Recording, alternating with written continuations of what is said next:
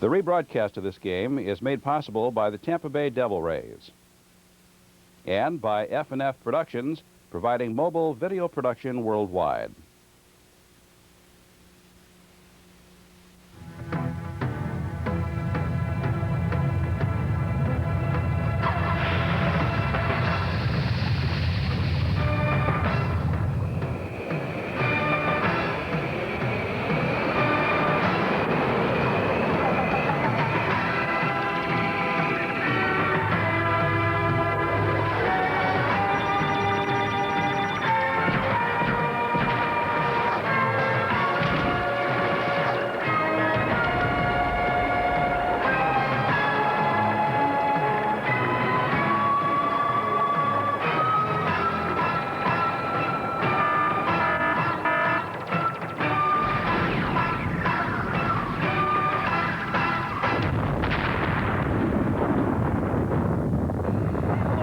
And welcome to Tropicana Field here in St. Petersburg, Florida.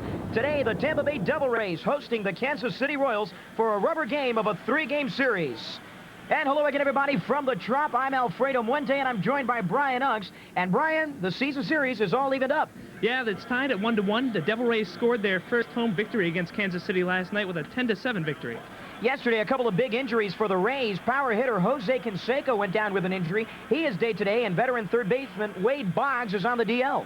Yeah, Wade Boggs will be out for 15 days, and Jose Canseco, as you said, is day-to-day. He will not be playing today. Hopefully, he will be able to play tomorrow. Last night, something that contributed to the victory, you had 4 home runs for the Devil Rays. Sorrento hit a home run, Flaherty hit a home run, and McGriff hit 2 home runs. That brings McGriff's total to 9 on the season. He is in position to tie Canseco, who leads the team with 10 home runs. As we said before, Canseco will be missing a few games, hopefully not very many, but that definitely does make McGriff's chances very good to surpass Canseco. Today's pitching matchup, the Cuban defector Rolando Araujo, whose start was pushed one day back, will be in the lineup today against the Royals, and he'll be taking on right-handed pitcher Jim Pitsley, who last year worked mostly out of the bullpen. We're coming right back with all the starting lineups and the play-by-play from the Trop. It's the Devil Rays and the Royals coming up on the Pinellas County Schools Television Network.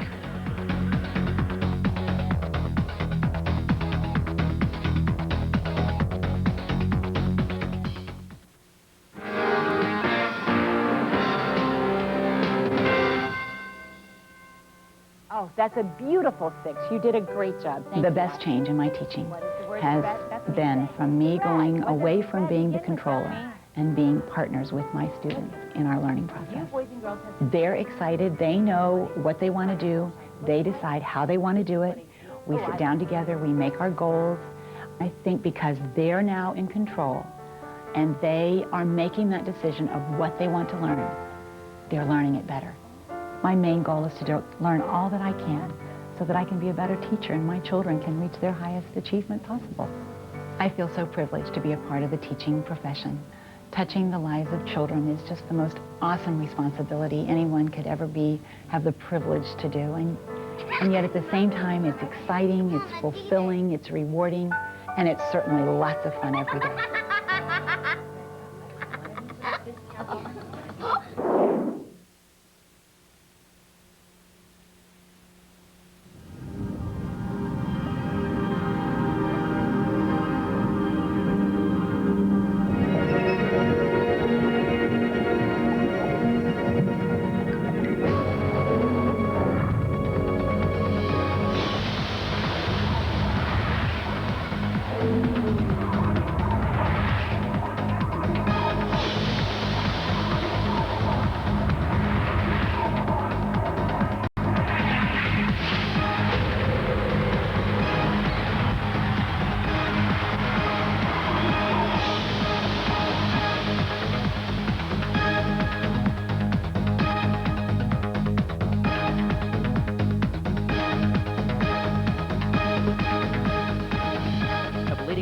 For Kansas City will be the left fielder Scott Pose. Joe Randall, the former Tiger, will be batting second.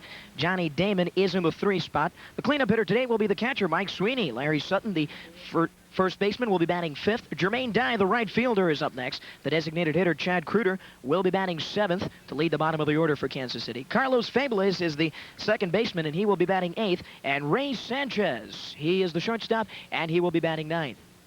Yes, Alfredo, the starting defense for the Devil Rays will be, as you said, Rolando Araujo pitching, Mike DeFelice at catcher, Paul Sorrento at first base, Bobby Smith at second base, David Lamb at shortstop, Herbert Perry at third base, Quentin McCracken in left field, Randy Wynn in center field, and Dave Martinez in right field. Swing and a miss by Pose, and the count is now 2-2 strikes. Rolando Araujo on the mound, working against Pose. Here's the pitch. Swung on and drilled to center field. Going back is Randy Wynn, and makes the play for the first out of the ball game.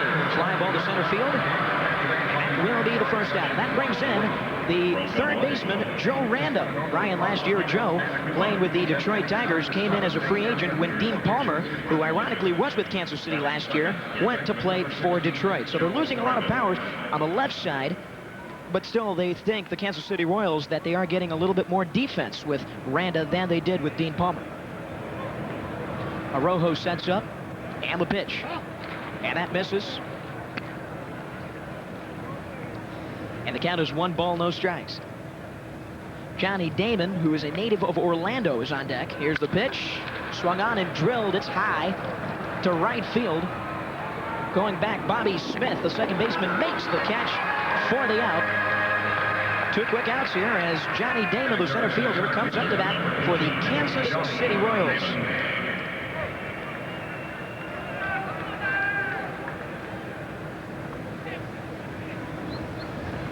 Tampa Bay Devil Rays coming into this game with a 15-14 record, 1 game above 500.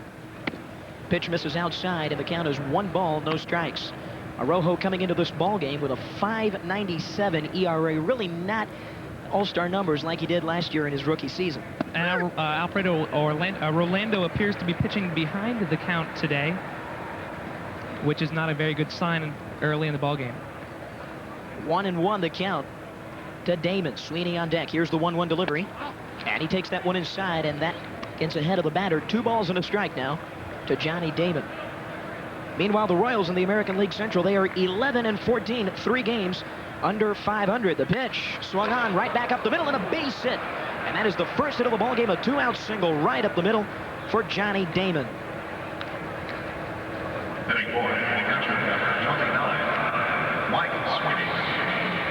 And that brings up the cleanup man for the Kansas City Royals. That is the catcher, Mike Sweeney. Take a look at this replay now, right up the middle, and a nicely hit ball there off the sweet spot of the bat for Damon.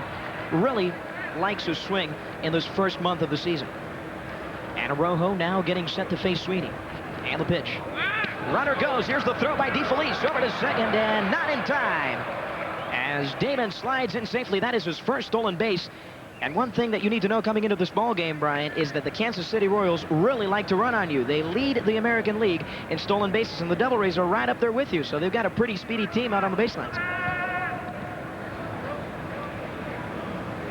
So Damon is now at second in scoring position, with the Royals an opportunity now to score the first run of the game here in the first inning. Count is 1-0. Araujo sets up and pitches. Outside, and the count goes to 2 balls and no strikes. Mike Sweeney batting .346 for the Royals. Highly touted coming into this year, playing with Chad Kruder, who's a DH, also as a catcher. Here's the 2-0. And that just misses on the outside part of the plate, and it's now 3 balls and no strikes for Sweeney. Araujo has to throw a strike here, Alfredo.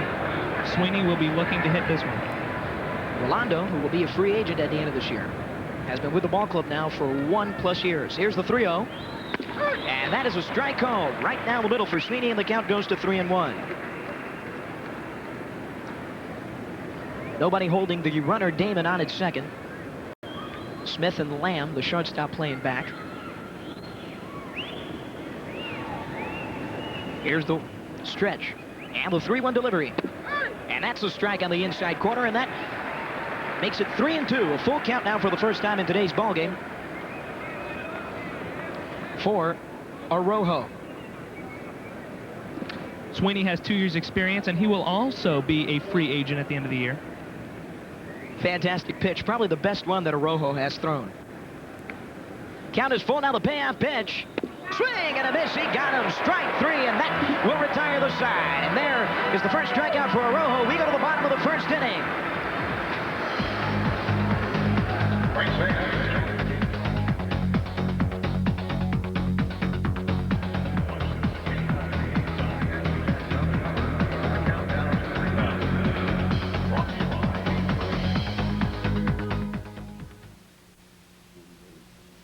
The rebroadcast of this game is made possible by the Tampa Bay Devil Rays and by F&F Productions, providing mobile video production worldwide.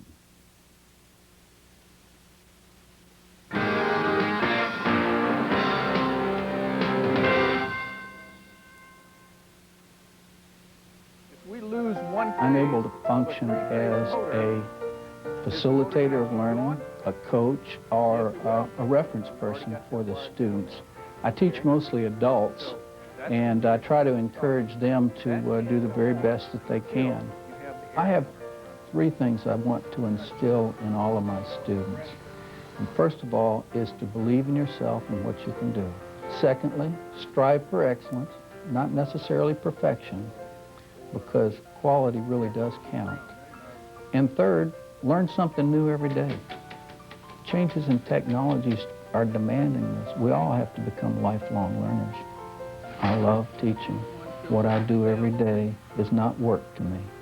It's pure enjoyment. Everything downstream. Congratulations. All right.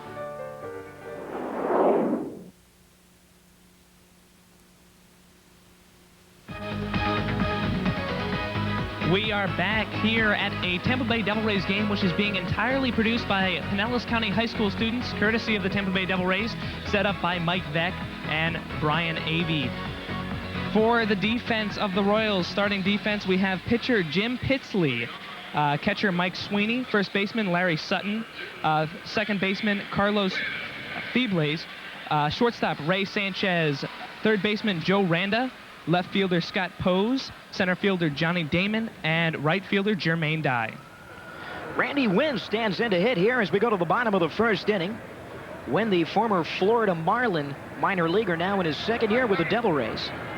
Got a chance to come up and play outfield last year due to some injuries. And the first pitch by Pitsley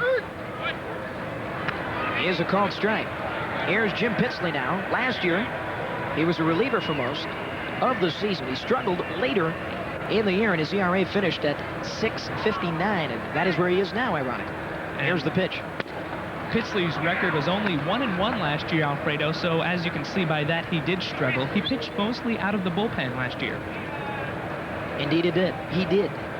1 ball and 1 strike, the count to Wynn. And the pitch. Swung on to left field, going at it is Scott Pose, and he won't get to it, but it is a foul ball. Down the third base line, and that will be strike 2. The count goes to a ball and 2 strikes. Let's take a look at the starting lineup now for the Devil Rays. Wynn will be followed by the right fielder Dave Martinez, native of Safety Harbor. Quentin McCracken, the former Colorado Rocky, will bat third. The red-hot Fred McGriff DHing today. Herbert Perry, who will be playing his first game of the 1999 season in the majors, will be batting 5th for the Devil Rays. Then it'll be Paul Sorrento, followed by the second baseman Bobby Smith. Mike DeFelice gets the start as a backstop, and David Lamb, the former Baltimore Oriole, will be batting 9th. 1-2 pitch, a 2-hopper to short. Here's Sanchez, the throw to first, and that one in time for the out. And there is the first out for the ball game for the Devil Rays. 6-3 on the putout.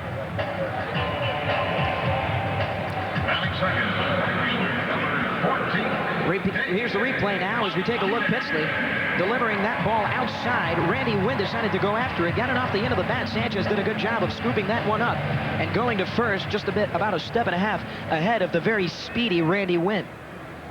Ray Sanchez, always an asset when he's on your team.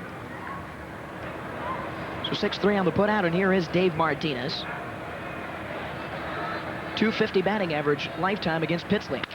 That one is in the air, swinging at the first pitch to left field. Pose is there, and he makes the play as he slides a little to the right for the second out of the inning.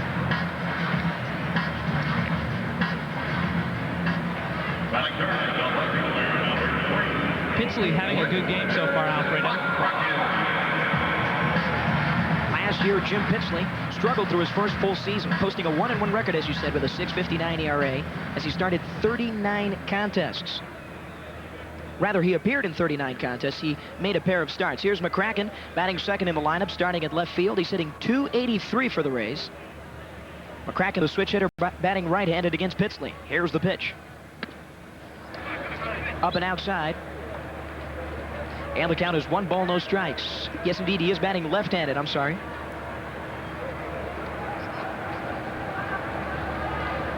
Early mistake in our broadcast, but that's okay. In 1998, Quentin McCracken was named the Devil Rays' first ever MVP in voting by the Tampa Bay chapter of the BBWAA. And that will be caught by Scott Pose, left fielder, and that will bring up the Royals in the second inning. A 1-2-3 inning for Jim Pitsley as McCracken flies out, or rather, yes, McCracken flies out to left field, and we'll be back after this. No score through 1 inning of play.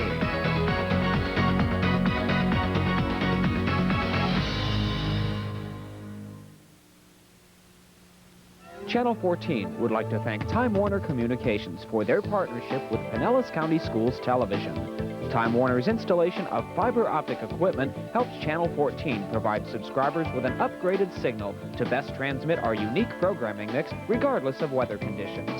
Time Warner is the Bay Area's largest cable provider, serving over 300,000 households in Pinellas County. Thank you, Time Warner. From Pinellas County Schools Television, Channel 14. Pinellas County Schools Television thanks the Tampa Tribune for publishing Channel 14's complete program schedule in Sunday's Trib TV magazine supplement. The Tampa Tribune is a Media General newspaper serving Central and West Central Florida. Thank you, Tampa Tribune and Trib TV, for your partnership with Pinellas County Schools Television, Channel 14.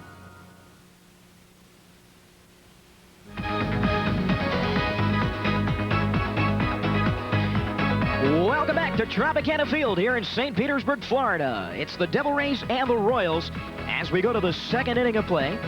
Rolando Araujo back on the mound, and he will face Sutton, Dye, and Kruder. And the first pitch to Sutton.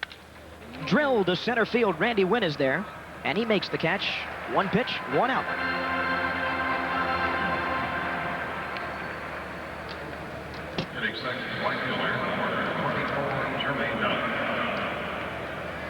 And that brings up Jermaine Dye. Boy, he has had one heck of an April. He really starting off the year at a great pace. Used to play with the Atlanta Braves, and now Jermaine Dye playing right field. He has really adjusted well to this Kansas City Royal lineup. Here's the pitch. That's inside, ball 1.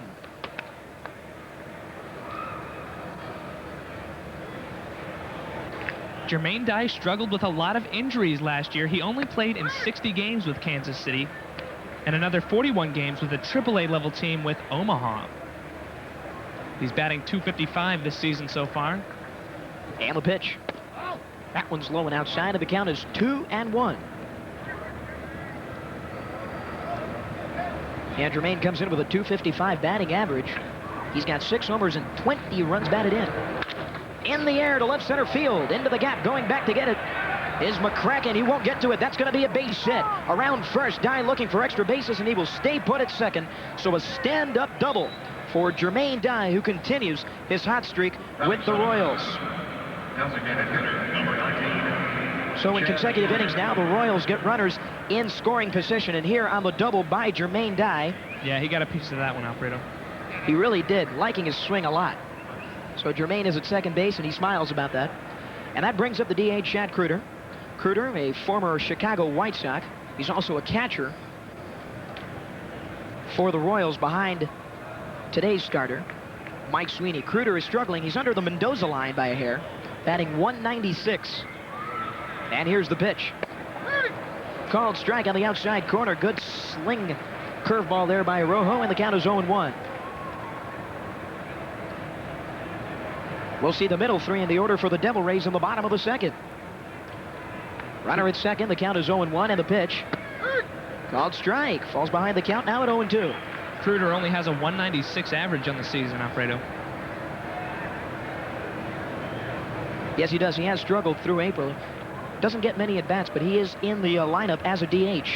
We get a chance to look at a highly touted prospect coming up next, and Carlos Fabulous. Home plate umpire Mike Riley calling time, and that reminds me, Mike Riley, the home plate umpire, Mark Johnson at first, Tim Welke is the second base, and Countryside native Rich Garcia, the third base umpire. Runner at second, Lamb standing back.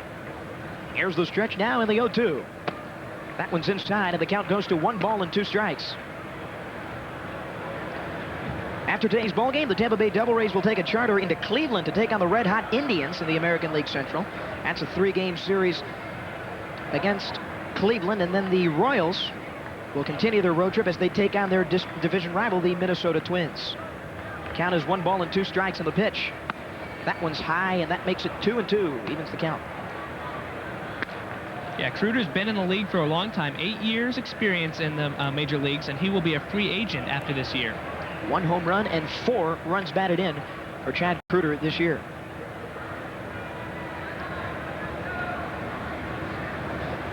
We are in game 3 of a 3-game series, so this will wrap things up. Both teams will... It's been tied 1-1 so far, Alfredo. That's right. They will both head out on the road. Here's the stretch by Arrojo, and the 2-2 delivery just misses inside. That was close. Full count. And you hear the reaction from the crowd. They didn't really like it. They wish Arrojo would have given it to him. Let's look at the replay, Alfredo.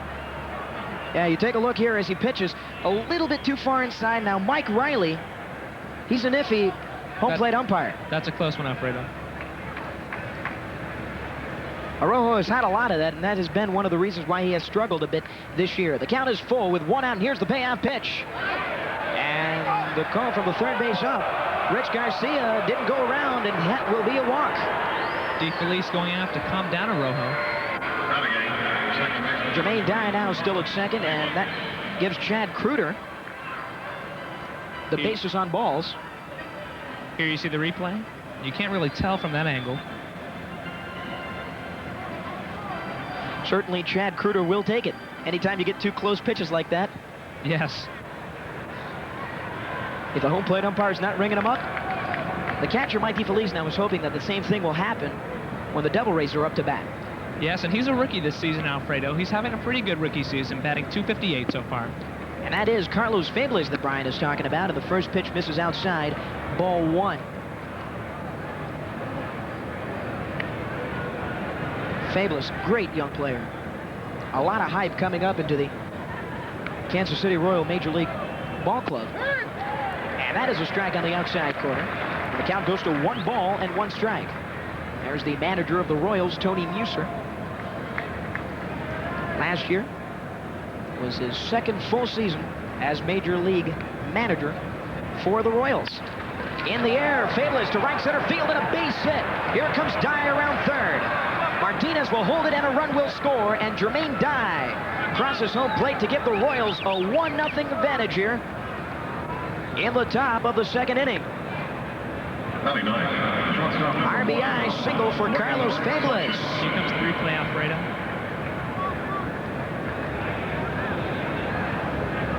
Nice swing, good follow through there. Released it at the perfect time.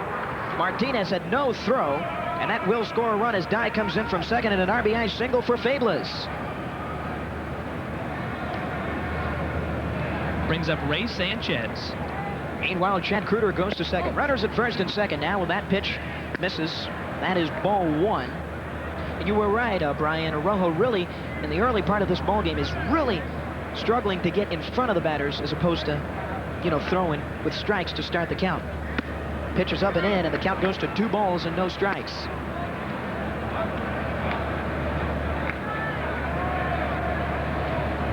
We're in the top of the 2nd inning.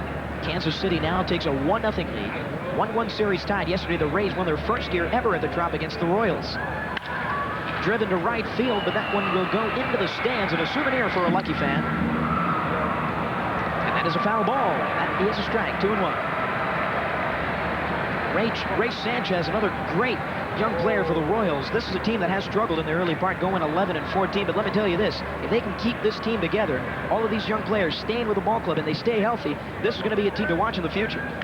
Swing and a miss, and the count goes to 2-2. Ray Sanchez is coming off a great season with San Francisco. They made a postseason appearance, got him to the playoffs.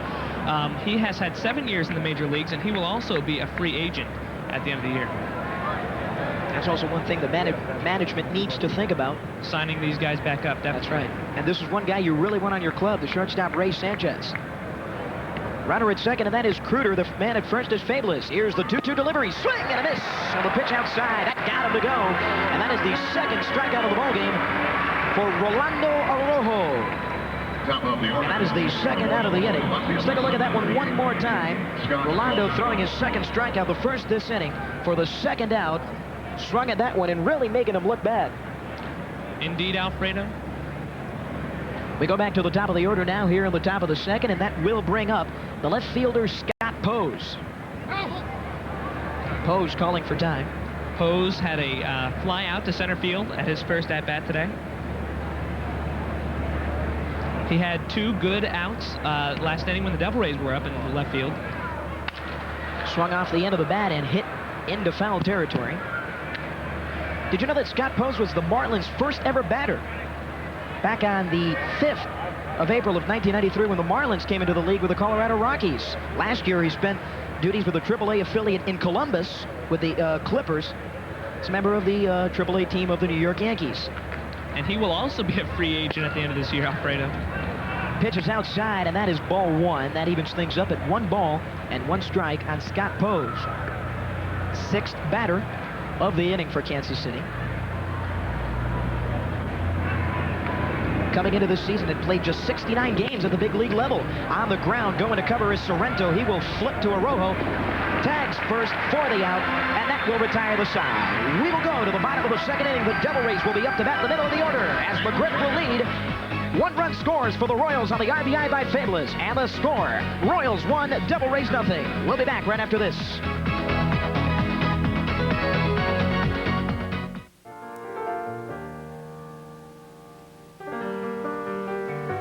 A dedicated volunteer, Dana is always available to assist teachers in the school.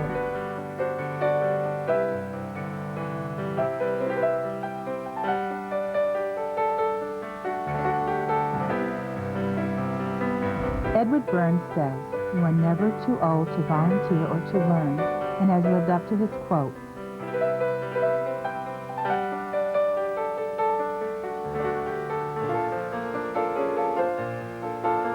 Soft-spoken, gentle, and perceptive beyond her years, Tina is a rare combination of patience and artistry.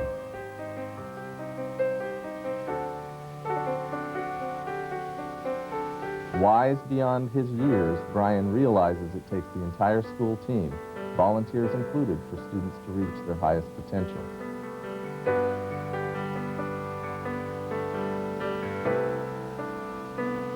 Mr. Hahn is an outstanding volunteer and has made a profound impact on the life of this student.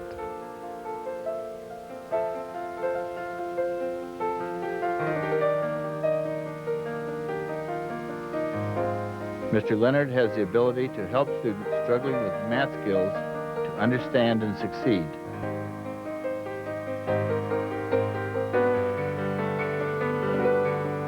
To the band director, Mr. B is a very special gift from God. To the students, he is their loving and talented grandpa, who will always be there to lend a helping hand.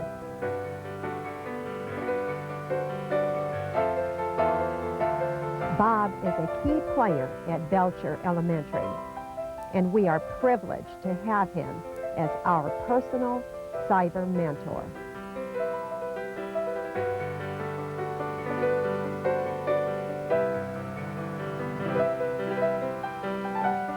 Shana Martin is an energetic young woman who is an exemplary role model to Eisenhower Elementary students.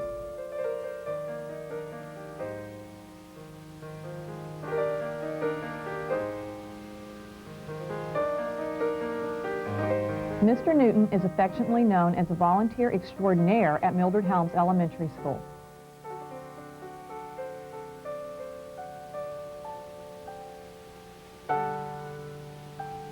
Doris Peniston generously donates her time and talent at Tyrone Elementary to help physically impaired students reach their academic potential.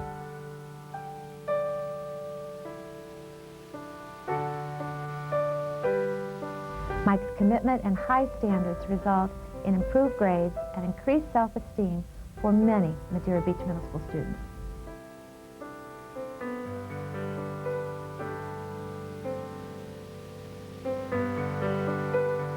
reliable volunteer, Paul has made a positive contribution to McMullen Booth Elementary.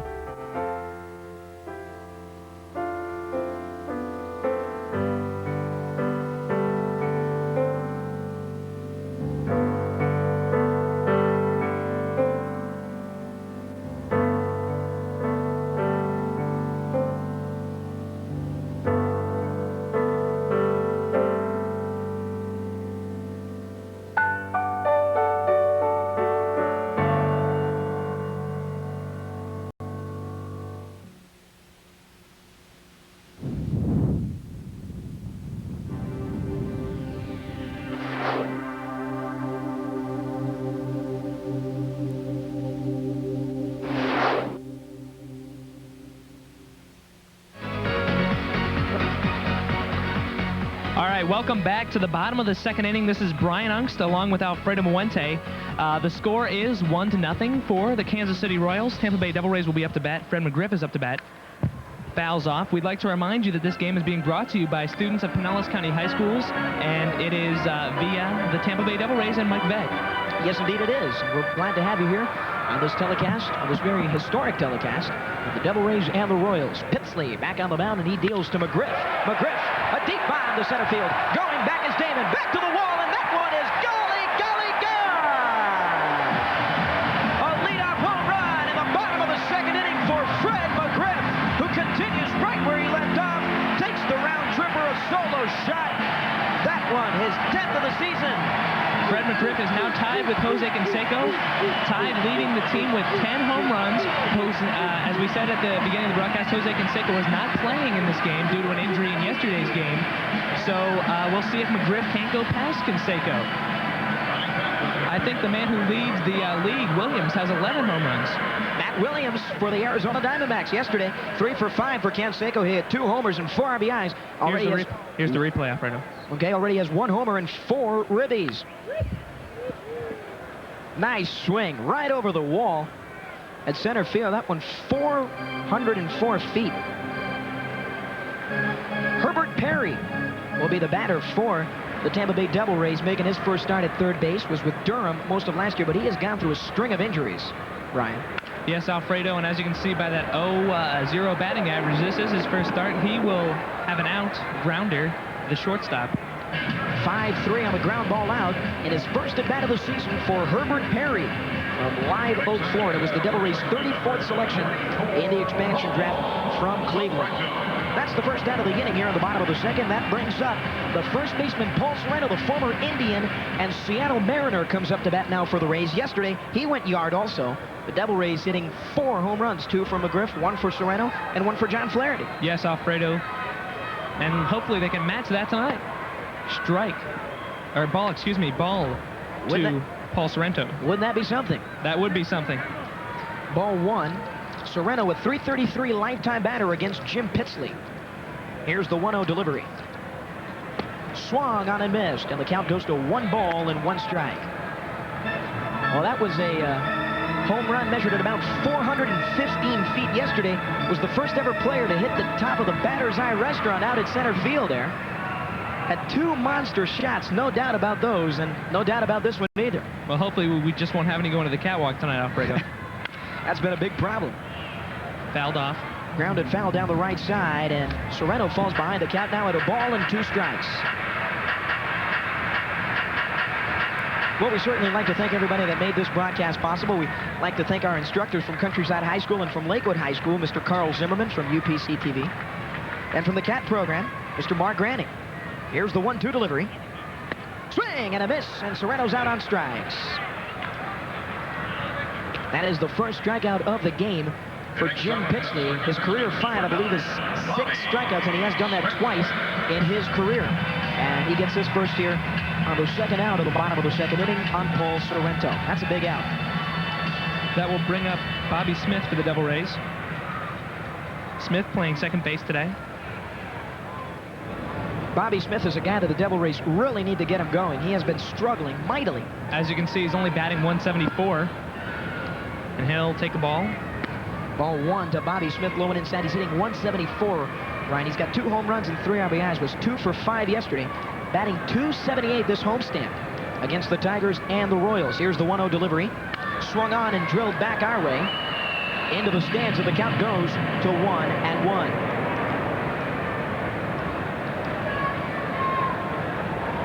Pitsley currently a 5.87 ERA. Bobby Smith has never failed to get a hit off of Pitsley. Here's the pitch. On the ground, and he fouled that one off. That goes to 1 ball and 2 strikes.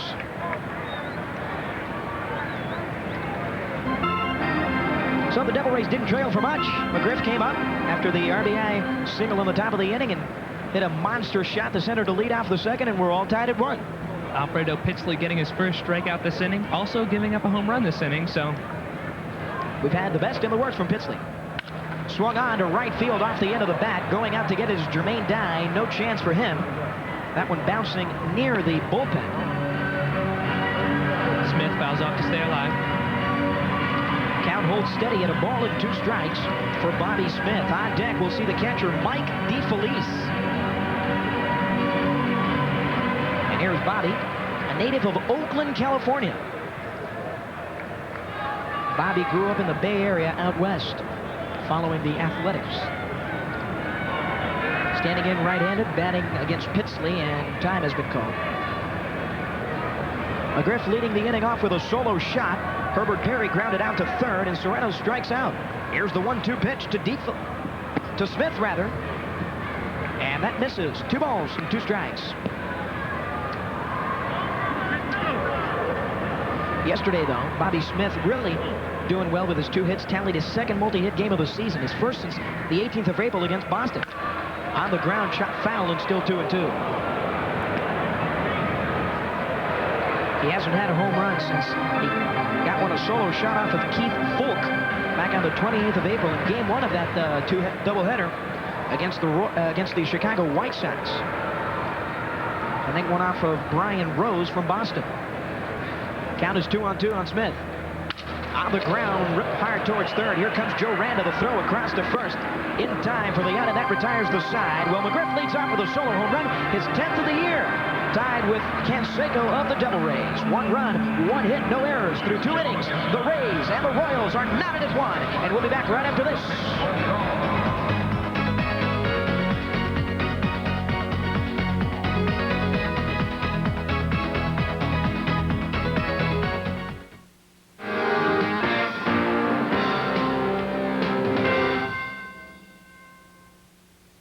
Boy, that's a perfect word right there. As a leader in my classroom, I try to make sure that I align my instruction with assessment, and then I share that data with my students and their parents, and we try to work together to make a plan that ensures highest student achievement for every one of them.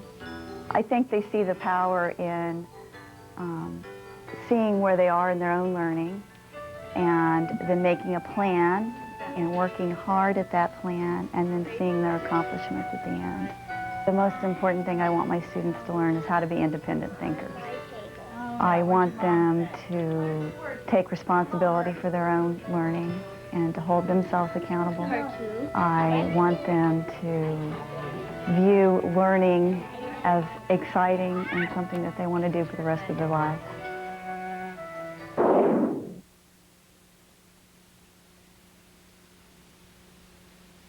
All right, we're here now with one of the catchers for the Tampa Bay Devil Rays, John Flaherty, and thank you for joining us today, John.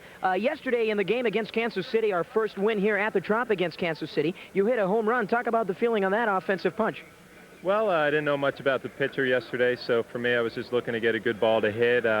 Threw a first pitch curveball for a ball, and I was basically sitting on a fastball, and he threw it in a good spot for me. And, you know, I've been feeling pretty good at the plate, haven't had much results to show for it, so it was nice to get us on the board early.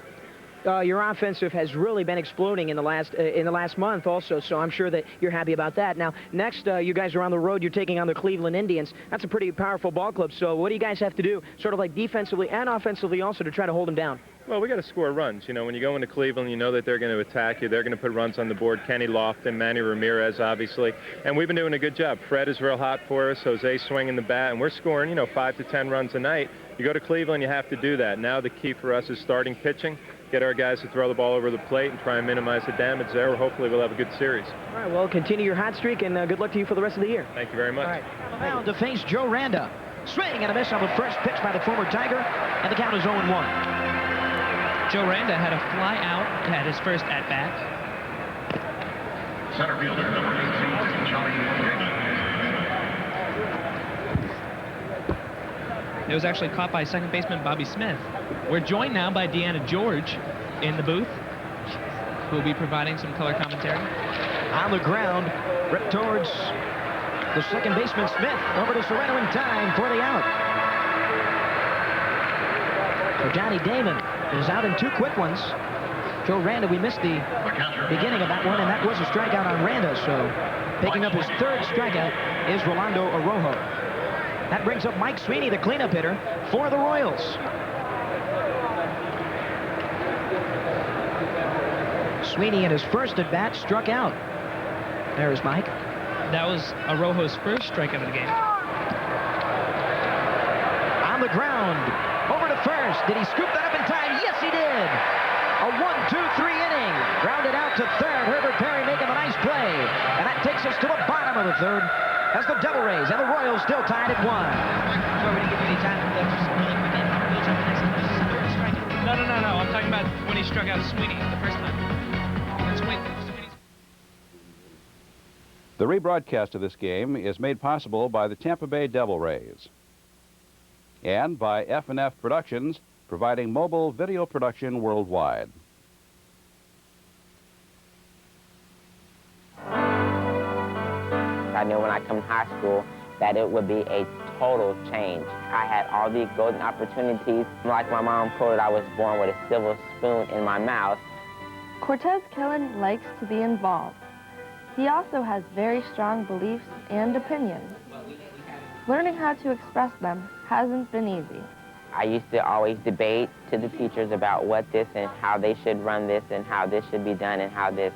I had a lot of questions and thoughts of my views. Though Cortez wasn't failing school, his words and actions were holding him back. After some time with North Ward School's IBIS program, he was indeed on his way to turning things around. Cortez has become a role model for his peers. North Ward really made me focus.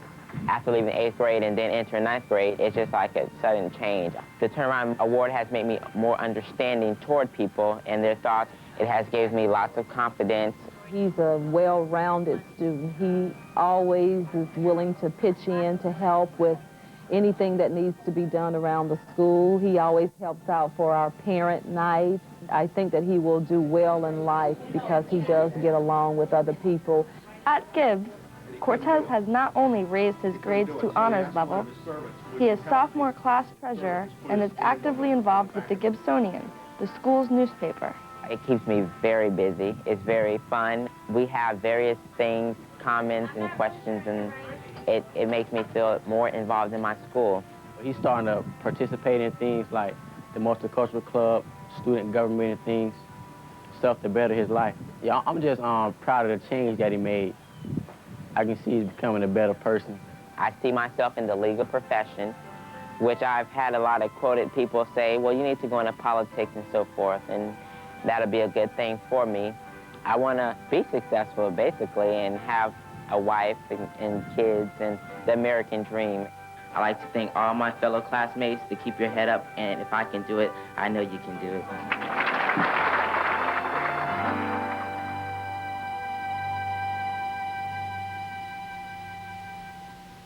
Watch for the all-new PCS Journal with special stories about special people in Pinellas County Schools, plus in-depth interviews with district staff and administration.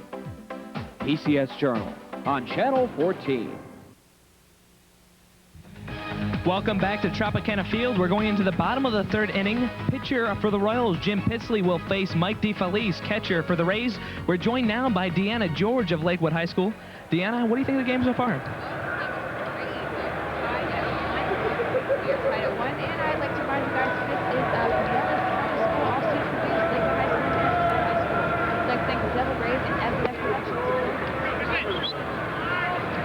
All right, Deanna, thank you very much. The first pitch by Pitsley, 1 ball. No strikes, the count. Mike DeFelice batting 8th in the lineup. He starts the thing here in the bottom of the 3rd, followed by David Lamb, and then back to the top of the order for Randy Wynn. Here's the pitch. Swung on to left field. No play at 3rd by Randa. All the way back to the corner. DeFelice looking for extra bases. Rounding to 2nd in a stand-up double to lead off the inning. The 2nd hit of the ballgame for Tampa Bay for the catcher, Mike DeFelice. That was DeFelice's first at-bat during this ballgame, Alfredo. And a great one it was, indeed. Here comes the replay. Excellent effort by Joe Randa, the 3rd baseman.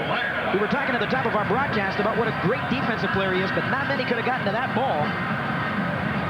And that went all the way back to the corner there out at left field, and that one got Mike DeFelice's first hit of the ball game. And that brings up David Lamb. David last year in the Baltimore organization opened the season at Double-A Bowie and hit .303 in 66 games before he was promoted to Rochester on June 25th and then eventually traded to the Devil Rays.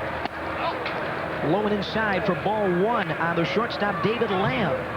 Lamb has 1 home run this season. He's batting a .235 average, and he has 5 RBIs. He's doing pretty well early in the season. Lamb getting a chance to play mainly to the injuries of Miguel Cairo and Aaron Ledesma. That's a good point, Alfredo. The Rays do have a lot of injuries. That's why you see Herbert Perry at 3rd base for Wade Boggs. Canseco, as we have said numerous occasions, is out on a day-to-day basis. Hopefully he'll be back tomorrow.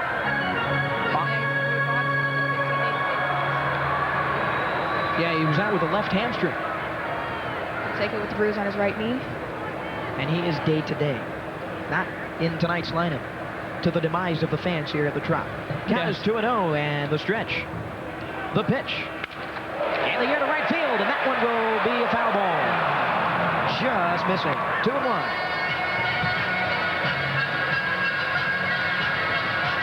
Well, let's see. Mike DeFelice has never... yes, he has. I'm sorry. He has faced Jim Pitsley once, and his batting average against him, perfect, 1,000. So he is another one of those Devil Rays to have never been sat down by Jim Pitsley.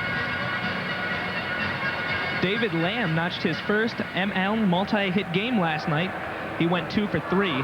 Hopefully he can reproduce that today. 2-1 pitch to left field. Pose going back, and he won't make the play. And that is a foul ball, and that evens things up in the count. 2 balls and 2 strikes.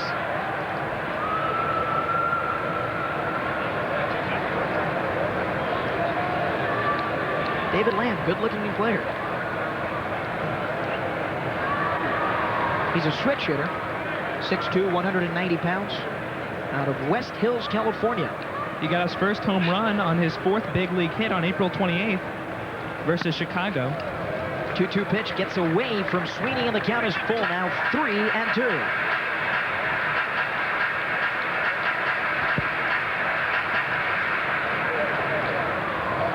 There's your score, the bottom right-hand corner of your screen. Runner at 2nd. That is Mike DeFelice, who got a leadoff double. Count is full on Lamb. Let's see if DeFelice gets the green sign here from Riddock. Here's the stretch. And the payoff pitch. Runner does not take off. Lamb fouls it back, and he stays alive. Still 3-2.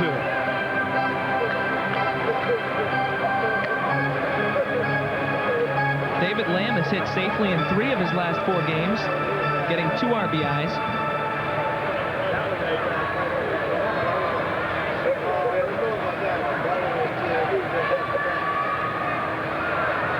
We're in the bottom of the 3rd inning, and our score, 1-1 tie. Royals going to Minnesota after today. The Rays will be in Cleveland. Again, the payoff pitch by Pitsley. Low and inside, ball 4, and Lamb goes to first on the walk. Well, the Devil Rays have a chance to take the lead here for the first time in the ball game. They're trying to get something cooking here with the runners at 1st and 2nd, and still nobody out. So we have a conference at the mound. Jim Pitsley having a word with some of his infielders.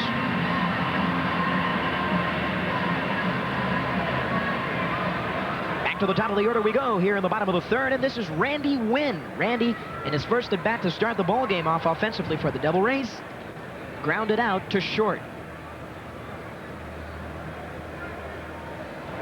Pitsley to the stretch. And the pitch to Wynn. Corner's coming in. That misses, ball 1. Here's David Lamb, the runner at first.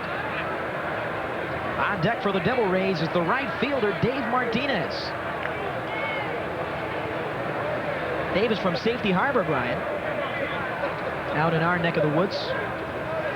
Yeah. There is Dave. His son, Josh, will be going to Countryside High School in a few years. Hopefully we can get him out for the baseball team, Alfredo. 1 ball, no strikes. The count. Pitsley sets up. And the pitch. Looking to square down the bunt.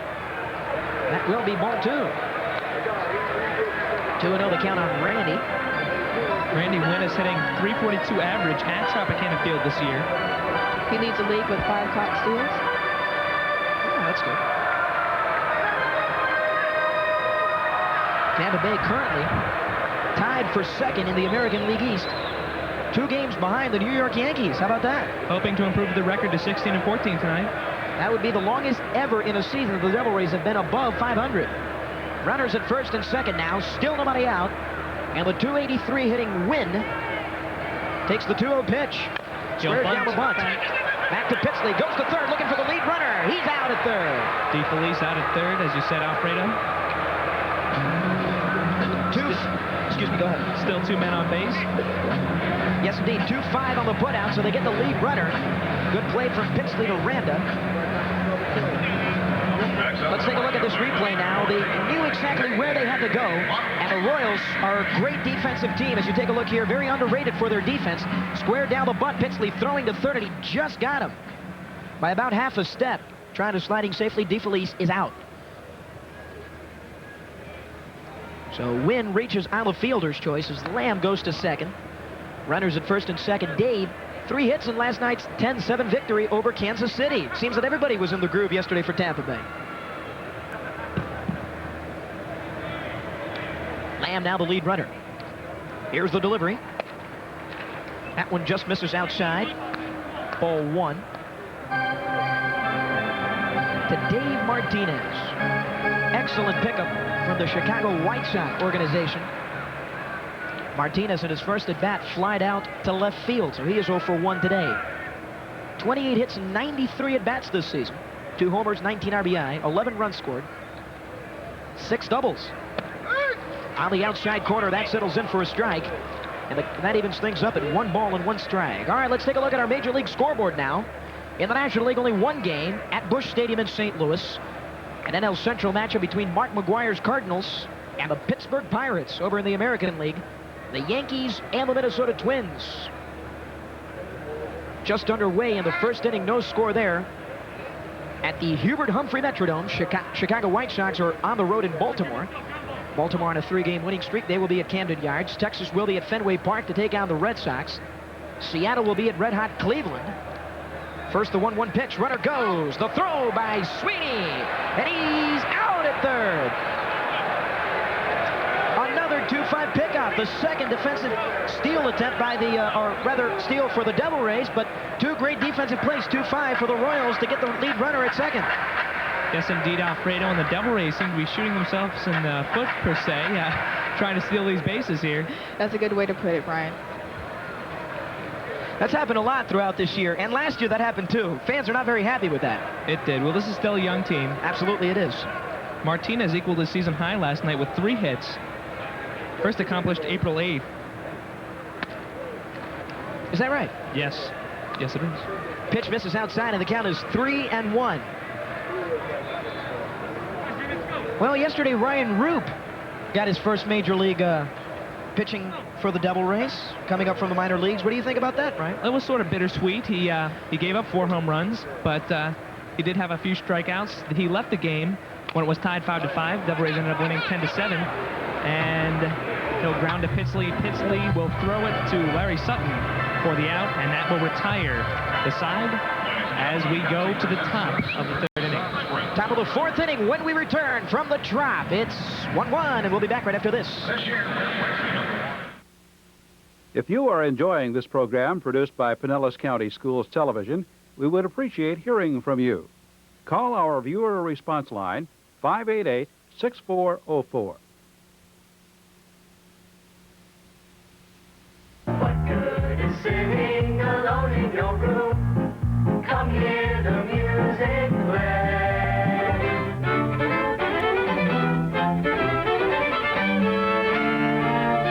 What you say I think, now see what you have gained. From the early European Renaissance works of the Largo Madrigal singers to the exciting contemporary stylings of syndicated sound, Student Measures has something for everyone. Here's a sample of some of the performers you'll be seeing on this program. Come on along, everybody come along. Come on, the moon is shining bright.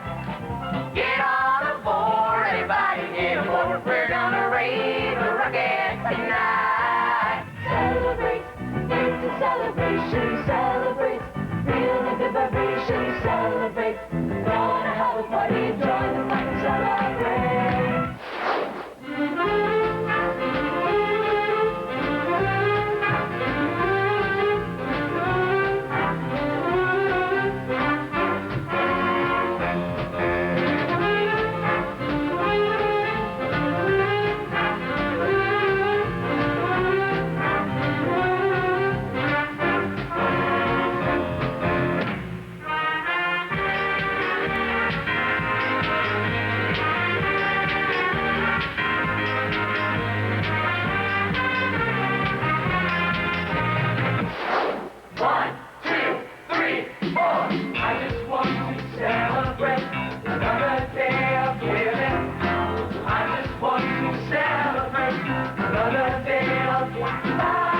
Be sure to tell someone about Student Measures, and we can all enjoy the depth and breadth of musical talent in Pinellas County Schools.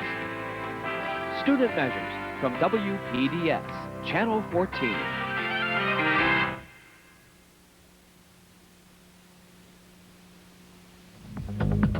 First pitch is ball 1 to Larry Sutton as we welcome you back here at the top of the 4th inning. Alfredo Sutton is doing better than any other hitter against Arrojo for Kansas City with a .400 batting average. That's right, Sutton, Kruder, Randa, and Damon actually are the only 4 to have faced Rolando. Here's the pitch. Outside, and that one is a strike. Sutton hit a flying out to Randy Wynn at his first at-bat. 2-1 is the count. Along with Brian Ungst and Deanna George, I'm Alfredo Muente from the Trop. Tropicana Field in St. Petersburg. The count is 3-1. And this is the rubber game of a 3-game series between the Royals and the Devil Rays. Alfredo, what do you think of Arrojo's performance today? Arrojo trying to settle in so far. Certainly his numbers at the beginning of this year have not been as what he would like them to be. Of course, his arm has given in a little bit. But as you see the count now at 3-2, Arrojo has started to get ahead of the hitters. He is trying to work them high with a high heater, which is like where they like to give in. So, so far, things looking decent for Arrojo in his first 3+ innings. Payoff pitch to left field. Back to get it. Minton McCracken makes the play out in left for the first out. What a great catch by McCracken. Hopefully we'll get a replay here. That was a great play by McCracken. Are we going to watch a replay? What you ask for is what you get. Here's the replay. Off the end of the bat to left. And look at that. Nice. Here comes McCracken. As you see, what a catch. Fantastic run by McCracken. Really had his eye on the ball the whole time. And made a great play. That brings up Jermaine Dye for the Royals. Speaking of great plays out in the outfield, Jermaine is leading the major leagues with 7 outfield assists. That's a strike on the outside corner. Arrojo continues to pepper that outside spot. And the count is now square at 1 ball and 1 strike. Jermaine Dye is the one who scored for the Royals today. Jermaine is leading the ML with 7 offensive assists. Jermaine Dye was traded to Kansas City for Keith Lockhart and Michael Tucker. Strike, huh? Yes, Lockhart and Tucker went to Atlanta for Jermaine Dye. Jermaine has scored the only Royals run. And swing and a miss. strikes out Jermaine Dye. Here comes the replay. Really pulling that one. Not knowing what Arrojo was going to throw him there. Rolando, who can throw it at you at any angle possible. That's what makes him so hard to hit. What a pitch. Low and outside. Looked like that. Next up, we got Chad Kruder. Looked like that Uncle Charlie. That curveball really going outside. Curveball fooled him. There's Chad Kruder, and the first pitch is ball 1, low and outside. Kruder has had 5 hits in his last 11 at-bats, including last night's home run against the Devil Rays. Can you say hot streak? Yes, indeed, Alfredo. Strike called at the knees. 1 ball, 1 strike to Chad Kruder. In his 9th Major League season, coming out of beautiful Pepperdine University, Redwood City, California. Kruder walked his first time, was left on base at second at the end of the 2nd inning. Count is 2-1, 2 up and 2 down. Here in the top of the 4th inning, Arrojo has retired the last 7 batters he has faced. Now the 2-1 delivery. Here it comes. Fouled back. That makes it 2-2.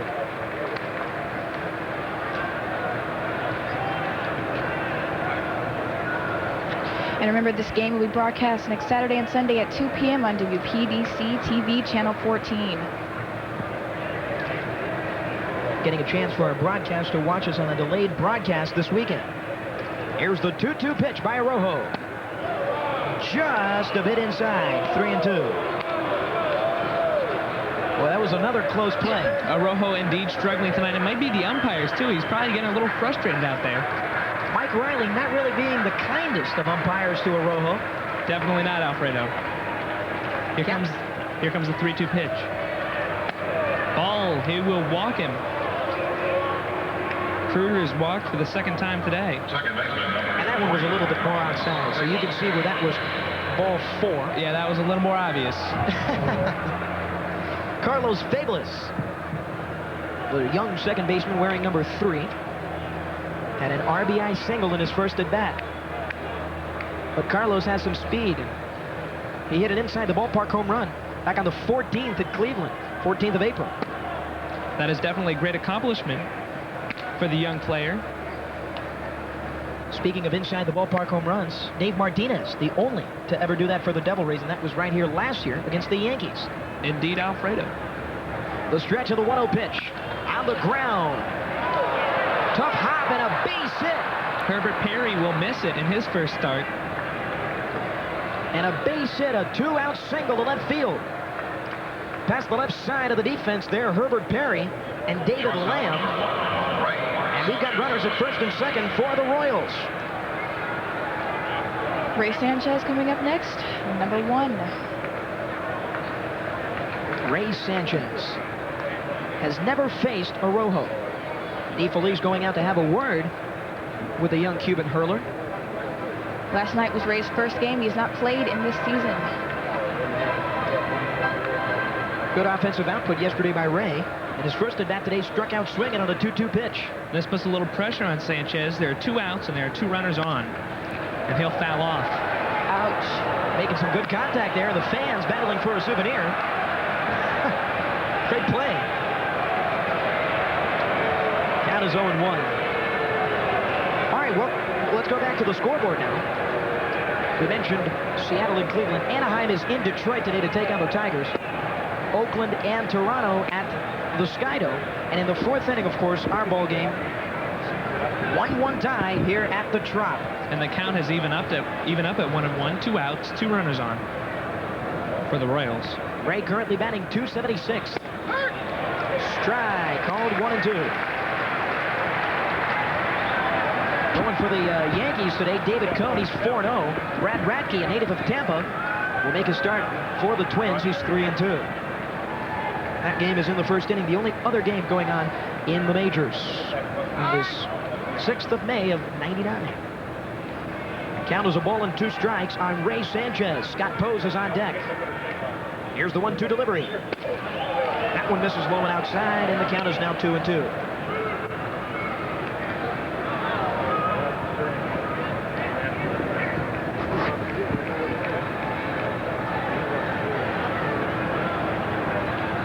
Cruder at second, Fabulous at first.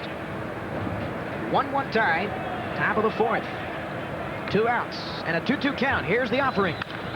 In the air to right field, and again, fouled off. Sanchez fouls off to stay alive, of course. A lot of pressure. He's a pesky hitter, isn't he? Yes, he is. Playing in only his second game of the year, as you mentioned, Deanna.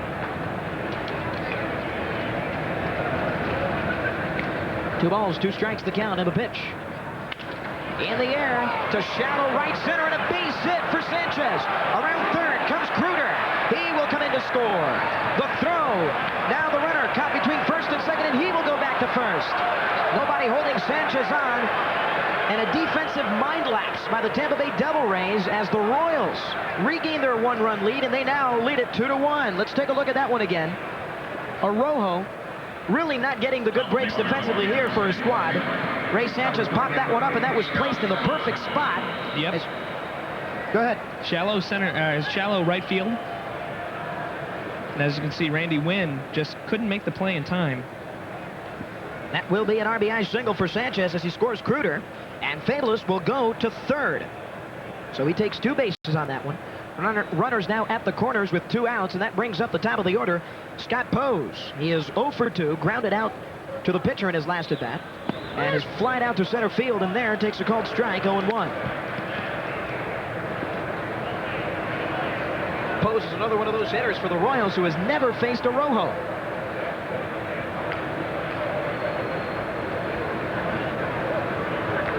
The stretch. And the 0-1 delivery. In the air to left center field. And that one is fouled away. 0-2.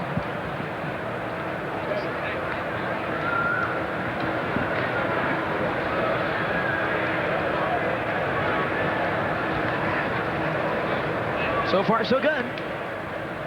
Not on the scoreboard, though. The Royals leading the Devil Rays 2-1. Kansas City looking for its 12th win of the season. Here's the 0-2. Low and inside, way low. DeFelice did a good job of covering up on that one, and that's something that the Devil Rays are really happy about DeFelice, Brian, his defense. DeFelice is a great player on defense. Coming up playing with the St. Louis Cardinal organization, which is known for having a good minor league farm system. And the 1-2. In the air and fouled away. Well, she is gone. Fouls it off to stay alive. Pose played AAA last year in Columbus, which was an affiliate of the world champion New York Yankees. He batted .297 with Columbus. Doing pretty well tonight on defense. Had 2 outs in the first inning. And the count to Pose now 2-2. It's been a long inning so far. Yes, it has. He's in the same position that Sanchez was in when he was up to bat. 2 runners on, 2 outs, and the count is even at 2-2. And Brian, after retiring 7 in a row, Arrojo has now allowed the last 3 runners either to score or reach base. Here's the 2-2 pitch in the air. McCracken going over it. Perry, Lamb, McCracken makes the play along the line, and that will retire the side. 2 batters left on base, but the Royals do some damage. 2-1. All right, we're going to take a look. Before we go on break, we're going to take a look at the replay now. Pose pops that one up. Didn't get the kind of swing he wanted. This is McCracken's second really good catch of the night. You can see 3 different guys going for it. Joe Randa will have to wait. He'll lead off the 5th inning for the Royals. When we return, the Devil Rays will be up to bat. It is 2 for the Royals, 1 for the Rays. Back after this.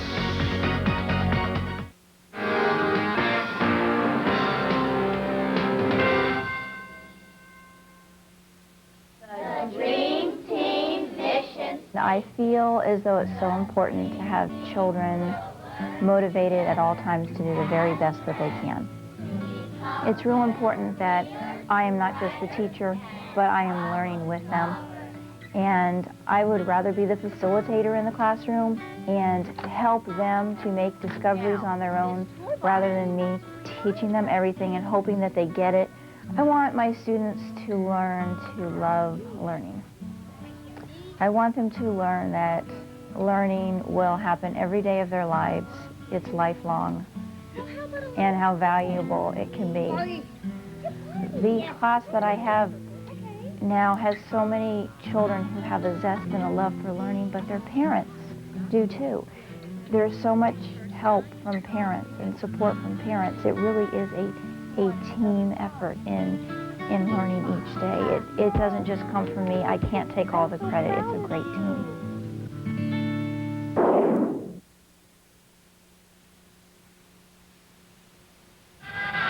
Welcome back to Tropicana Field here in St. Petersburg, Florida, as we go to the bottom of the 4th inning. Pitchley back on the mound, and welcome back here inside the press box at high home level. I'm Alfredo Muente, and I'm joined by Deanna George, and Brian Ungst. Guys, what do you think of the game so far?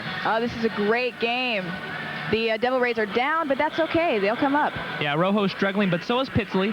And the Devil Rays are looking to come back alive here with McCracken, who is up. He's coming off of a great catch to end the last inning. McCracken is a real speedster.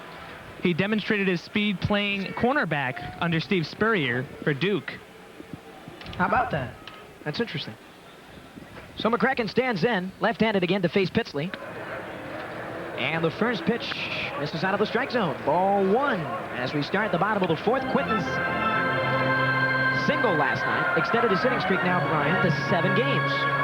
In his first at bat, he flied out to left field, so if he can get a base hit here, then he will extend that to 8 games. The 1-0. Strike called, 1-1. That hit last night was also an RBI. It was in the 4th inning. 26 hits this year, 1 homer and 13 ribbies for Quinton McCracken, who's got his fans out there at Quinton's Corner. Very popular site here at the Trop. I had a chance to talk to Quinton McCracken a while ago. He's a great guy. He would support something like this.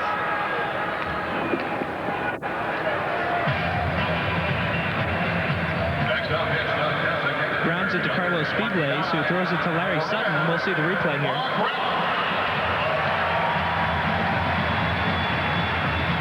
There it is, McCracken. Figles gets the grounder, scoops it up, throws to Sutton, and puts the out on the board. Kansas City with 2 runs on 5 hits. The Rays 1 run on 2 hits. And here's the man that put the only run on the board, Fred McGriff. Hit an 0-1 pitch deep, and I mean deep, for a solo home run, his 10th of the year. Here's the 0-1 to the Crime Dog. In the air again, deep drive to left center, going, off the glove, center fielder, Damon. Johnny Damon, big mistake there for him. At least it wasn't a home run, though. Saves the Royals from tying up the game. Fred McGriff delivering another long shot, and that may be an error by the center fielder, Johnny Damon. That one just fell off the glove. We're taking a look at the replay here. McGriff, boy, feeling that swing, really getting a deep drive on this one, all of it, pounding it out to left center as you take a look at the replay, and coming down with it, Damon can't hang on to it. If that hadn't been center field, that would have been gone, Alfredo. I'm going to have to agree with you on that one, certainly. McGriff gets a double off of Damon's folly. And that has not been officially scored on the board yet, so we'll have to get a word from our official scorekeeper. And here's a new face to the Devil Rays, Herbert Perry. As we said, in his first at-bat, he's been injury-prone, coming up from the Cleveland organization and getting his first at-bat of the year with the Rays, today playing 3rd for the injured Boggs. The 1-0 pitch. Strike call, 1-1. Perry's hometown is in Bio, Florida. His college is the University of Florida, soon to be my alma mater. Is that right? Uh-huh. So you're going to be a Gator? Oh, yes, I will. Supporting Herbert Perry just because of that. Not bad. 1-1 is the count. And Pitchley deals to Perry. Swung on. Base hit to left field, and Perry with his first hit of the year. McGriff goes to 3rd, and we've got runners at the corners with 1 out here in the bottom of the 4th.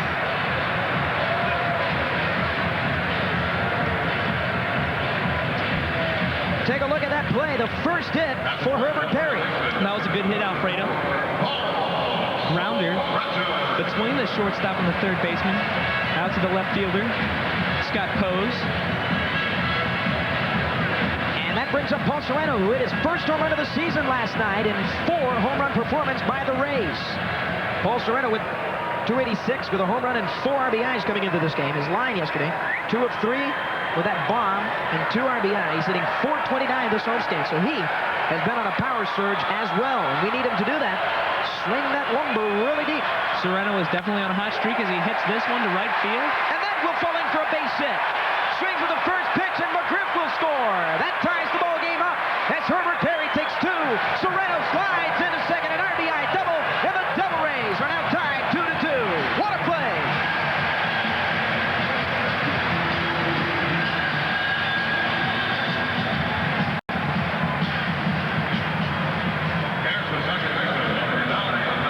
We'd like to give special thanks right now to Brian Avey and our advisors at Lakewood High School and Countryside High School, Mark Granding and Carl Zimmerman. Yes, indeed. Mike Sweeney had to have a word with Pitsley. Probably trying to calm him down, Alfredo. Here comes, appears to be the pitching coach. Yeah, it's the pitching coach, Mark Wiley. Mark Wiley, yeah, number 28. Greg Reddock having a word with the runner at third, who is Herbert Perry. Runners at second and third, and we've got a meeting at the mound. Wiley, Sweeney, and Pitsley. Bobby Smith will be the next batter. So the Devil Rays have tied this game up here in the fourth. Here comes the umpire out to the mound as well. RBI double. Telling them, guys, time's up.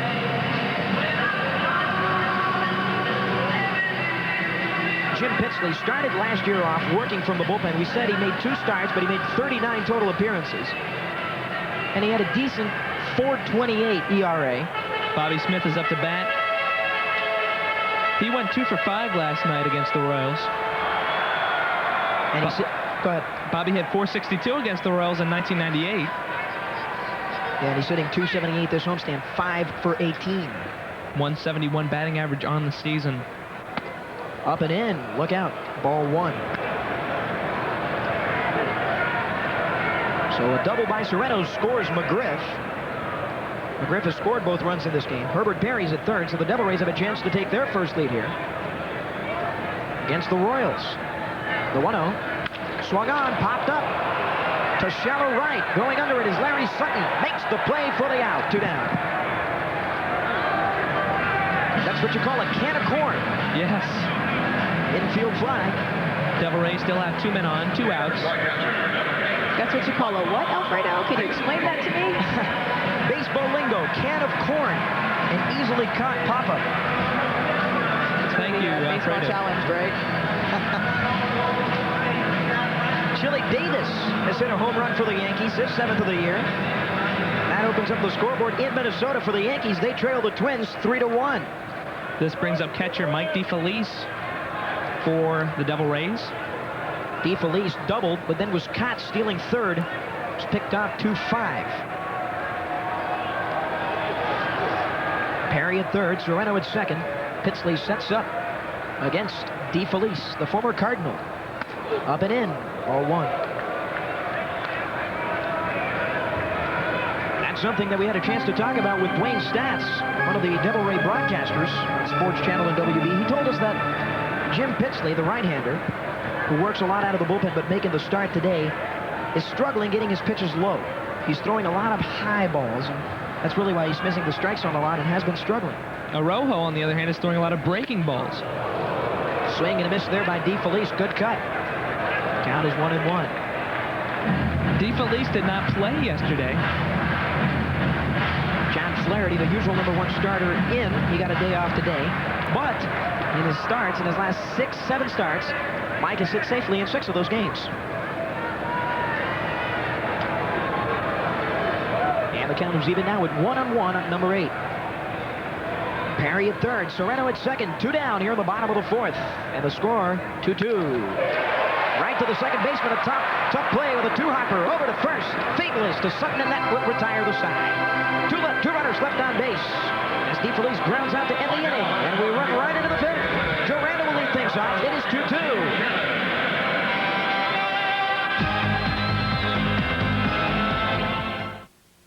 Channel 14 would like to thank Time Warner Communications for their partnership with Pinellas County Schools Television.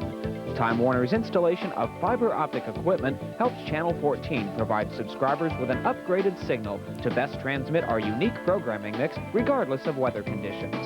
Time Warner is the Bay Area's largest cable provider, serving over 300,000 households in Pinellas County. Thank you, Time Warner. From Pinellas County Schools Television, Channel 14.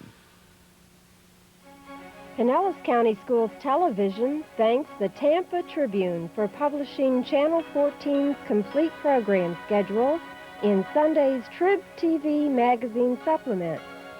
The Tampa Tribune is a media general newspaper serving Central and West Central Florida.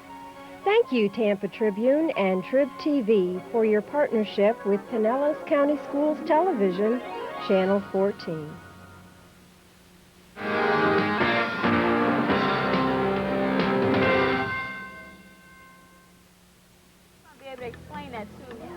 I'm learning along with the kids because we have to work out what's best so that they can be successful. So it's not so much as I'm emitting all of this knowledge. I'm also receiving things that's going to help me be a better facilitator. Because I can take a look and I think I know what this one is. What is it? I'm not telling. And I think I always have that memorable experience when I see the light that comes on, when they totally get it. And then I've also learned that if you're a caring teacher, they can be also caring as well. I want them to be able to communicate once they leave, be able to have certain process skills that will make them successful when they leave my classroom, to whether it's going to be on the collegiate level, job market, just so that they can be successful.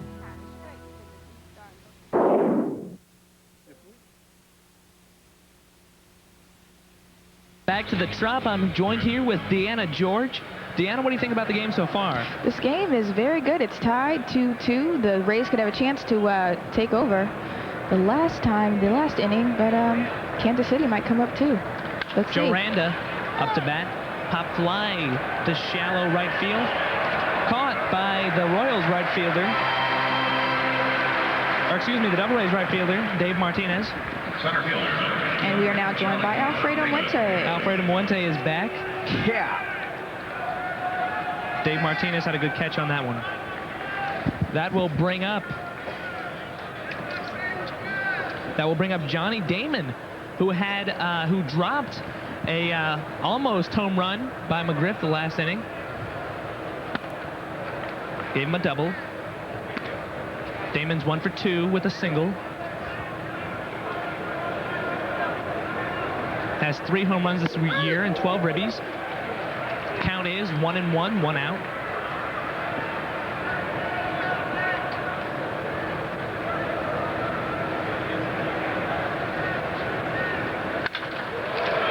Hit, and what a catch by Bobby Smith, the second baseman. Great catch for the Devil Rays. Let's see if we can see this replay coming up now. This was an amazing catch by Bobby Smith.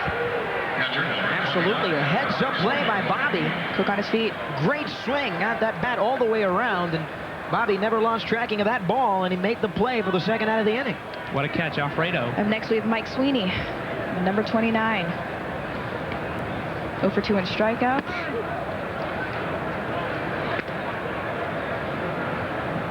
Count is 1-0 for Sweeney. Sweeney has 5 home runs, 14 ribbies this season. I love the way you say that, Brian. Ribbies. Thank you. Count goes to 1-1, 2 outs.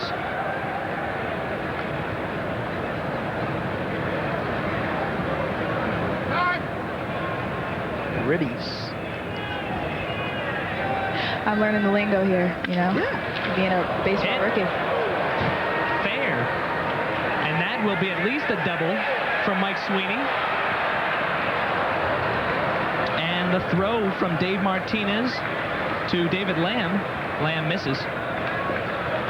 Sweeney picks up 2 bases. 2-out single for Sweeney, and that'll bring up Larry Sutton, who is flied out to left and center. So he's made some contact with the bat, but Brian, he hasn't really been able to put it into the gaps.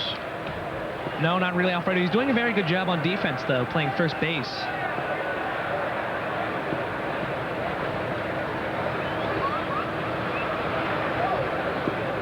As for offense, he's got 2 home runs and 11 ribbies, as Brian would say. Yeah, good. Good. A fast learner, Deanna. All right.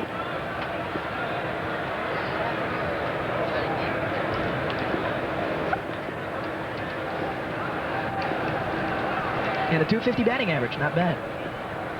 Larry Sutton looks for the 1-0 pitch from Arrojo. Count goes to 2-0.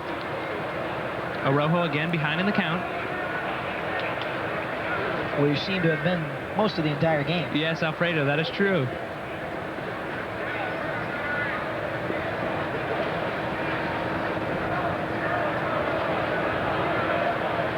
Jermaine Dye is on deck, so you don't want to allow any more bases by either the runner or the batter. Dye's had a good game today. Counts 3-0. This is going to be the hitter's pitch here. That's it. Sutton will either look to cream this one or walk. 2-2 in the top of the 5th.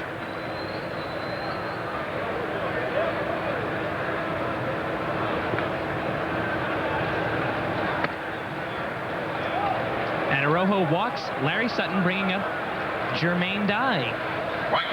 That was on 4 straight pitches, Brian. Retires the first 2 batters. DeFelice having a little conference with Arrojo, trying to calm him down for Dye. Dye is 1 for 2, double and a strikeout. He scored in the first inning. Second inning for the Royals. Excuse me.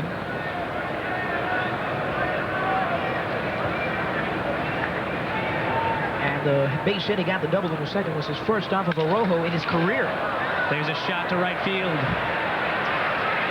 It is caught by Dave Martinez, and the Devil Rays will be up to bat. That's right. We go to the bottom of the 5th inning. 2 left on base, 1 hit, no runs, no errors.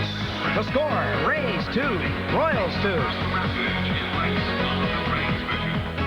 Exactly what part did you play in this big event today? I played just sit back and watch the whole thing take place. I'm actually like one of the proud fathers, I guess you'd say. I didn't really do much. I mean, this took place. Brian Avey at Media Services and Dr. Howard Hinesley organized the whole thing along with the Devil Rays. And I got my students together, brought them here, and my students and the Lakewood students just took over, and they're doing it.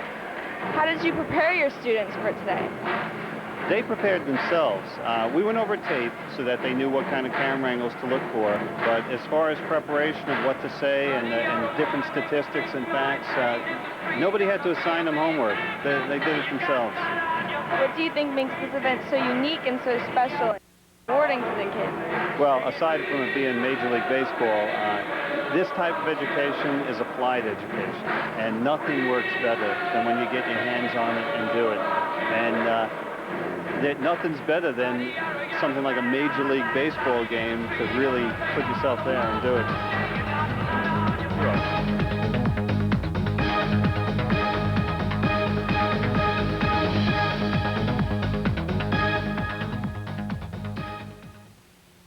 If you are enjoying this program produced by Pinellas County Schools Television, we would appreciate hearing from you. Call our viewer response line, 588-6404.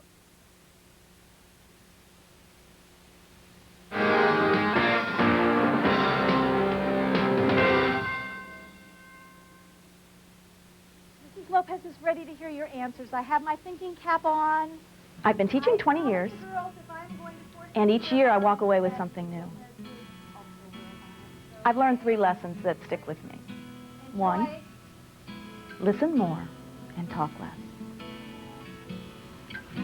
2, all children want to learn and to never, never give up. And 3, everybody comes to you at a different level with different strengths and weaknesses, and that it is my job to teach them the way they learn.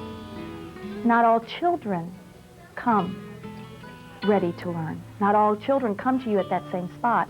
And I would encourage teachers today to look at each one, see what their needs are, and then your challenge is to meet those needs and help them grow into a beautiful flower.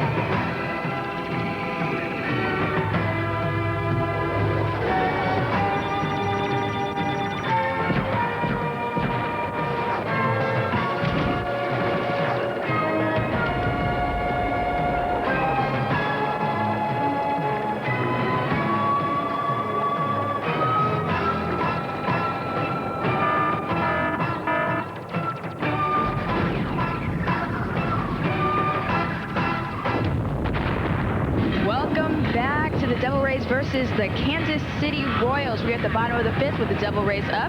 This is the all-student produced show produced by Countryside High School and Lakewood High School in St. Petersburg and in Clearwater. So, Alfredo, what do you think of the game today? Well, right now it's a good game, 2-2 tie, and I got to be happy if I'm a Devil Rays fan because we got a lot of breaks.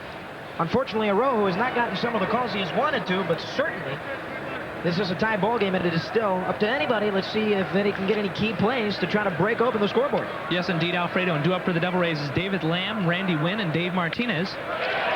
Wynn with a hit to shallow center field, fielded by Johnny Damon. That will be a base hit.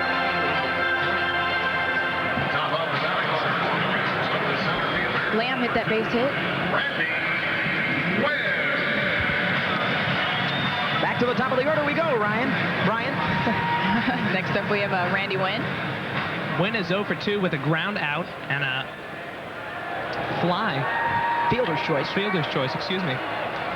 Alfredo reading the board pretty well today. I wrote down FC in my book. Tries for the bunt, but he'll get a ball instead. Counts 1-0. One man on, David Lamb at first base. 28 hits and 100 at bats, so this is his 101st at bat. 13 runs scored, 7 doubles, 1 triple, 5 walks, 3 strikeouts, 3 stolen bases, pardon.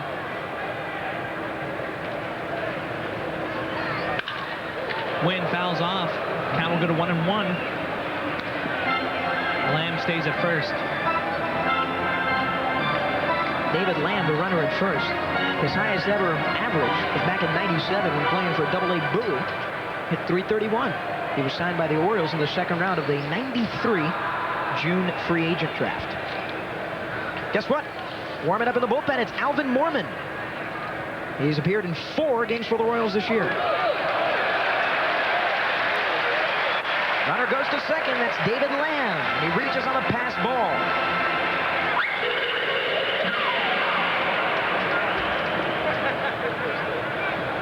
So Lamb now in scoring position. RBI opportunity for Randy Wynn. We got to take a look at the replay over here. Let's see. Would you think that's a wild pitch or a pass ball? Looks to me like a pass ball. Pass ball, yeah. Off of the chest protector of the catcher, Mike Sweeney. Here's Randy Wynn. The count is 2-1. Runner at second. Pitch lead. Delivers. Inside 3-1. And guess what? We were wrong. It was a wild pitch after all. Up on the official scorer's decision. This is going to be a hitter's pitch here, Alfredo. 3-1 count.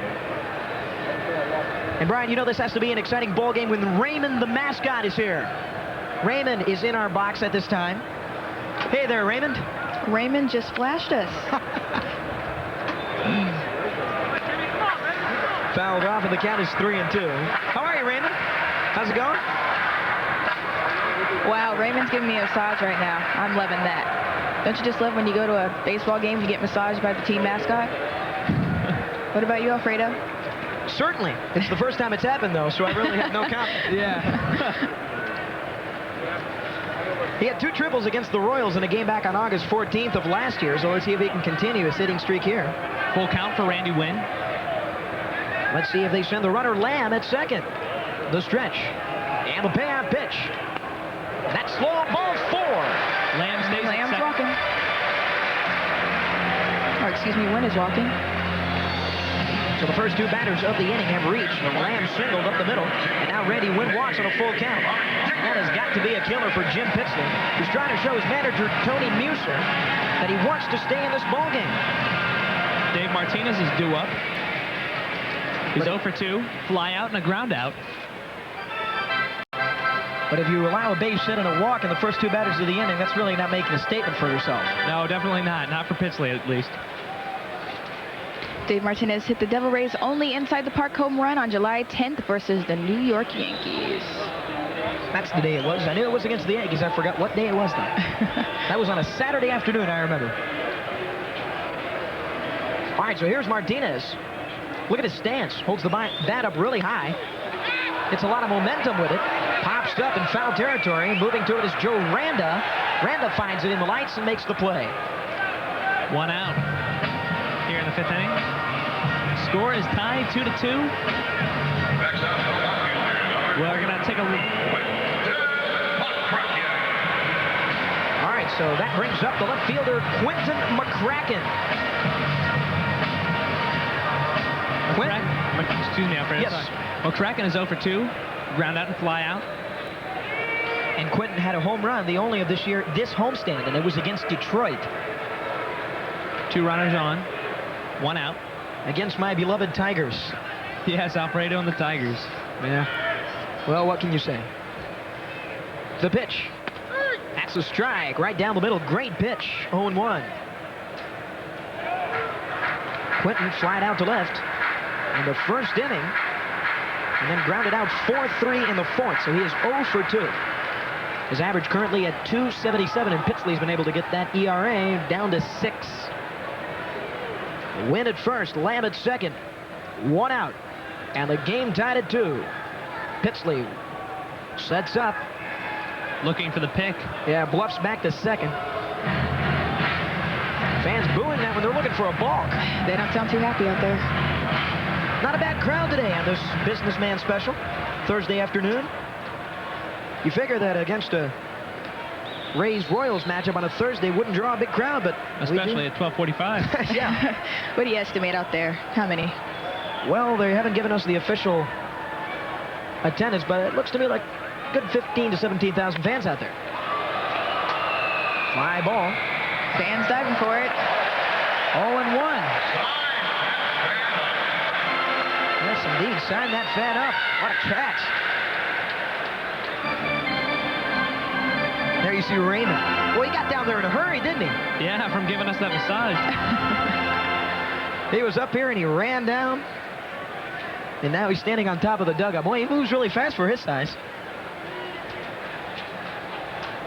Here comes the 0-2 pitch to McCracken. McCracken looking to stay alive. Strikes out. Big swing on and a miss from McCracken. That'll bring up Fred McGriff, who has 1 home run this game, 2 last night. Is tied with Jose Canseco. Yeah. Here comes his 2 home runs from last night. Or no, I guess this is from today. Or no, wait, no, excuse me. That's McCracken. That's McCracken's strikeout. Jim Pitsley's now having to work with Mike Sweeney. That was the 2nd strikeout of the ballgame. Here comes the Royals pitching coach, Mark Wiley, out again for the 2nd time to the mound in this game.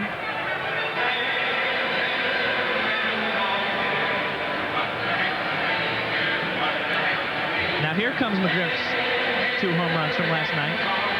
Yeah, we take a look in the 3rd inning. I mean, and these were not just small home runs. These were crushed out to the batter's eye restaurant. Almost hit that window, but it landed on top. And in the 5th inning, he came back, and he did it all over again. Off of Jay Witasek. Yesterday's starter, number 47 for the Royals, crushed that baby. And a 2 home run game for Freddie. He's got 1 today, and that one hit the catwalk. But that was a home run as signaled by yesterday's home plate umpire, which I believe was Tim Welke. And he hit another one today.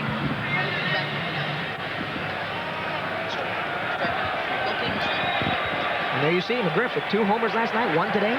Tied with Canseco for the team lead, 2nd in the majors. So he stands in the designated hitter today, a homer and a double. With runners at 1st and 2nd and 2 outs. First pitch is a strike on the inside corner, 0-1.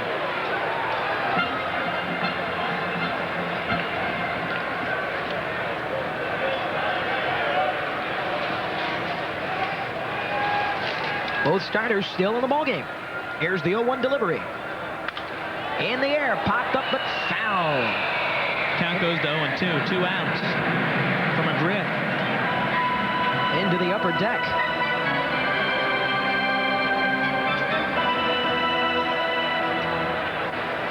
What an exciting place for a baseball game. Can't complain about the commodities here at Tropicana Field. It's always a cool and comfortable 72 degrees here inside the Trop. The 0-2. And that one misses up and away, and that is ball 1. 1 ball, 2 strikes. Herbert Perry waiting on deck for the double race. He is 1 for 2. He'll get a crack at his 2nd hit of the season. David Lamb at 2nd. Randy Wynn at 1st. 2 outs. And a 1-2 to McGriff. That misses high again, 2-2.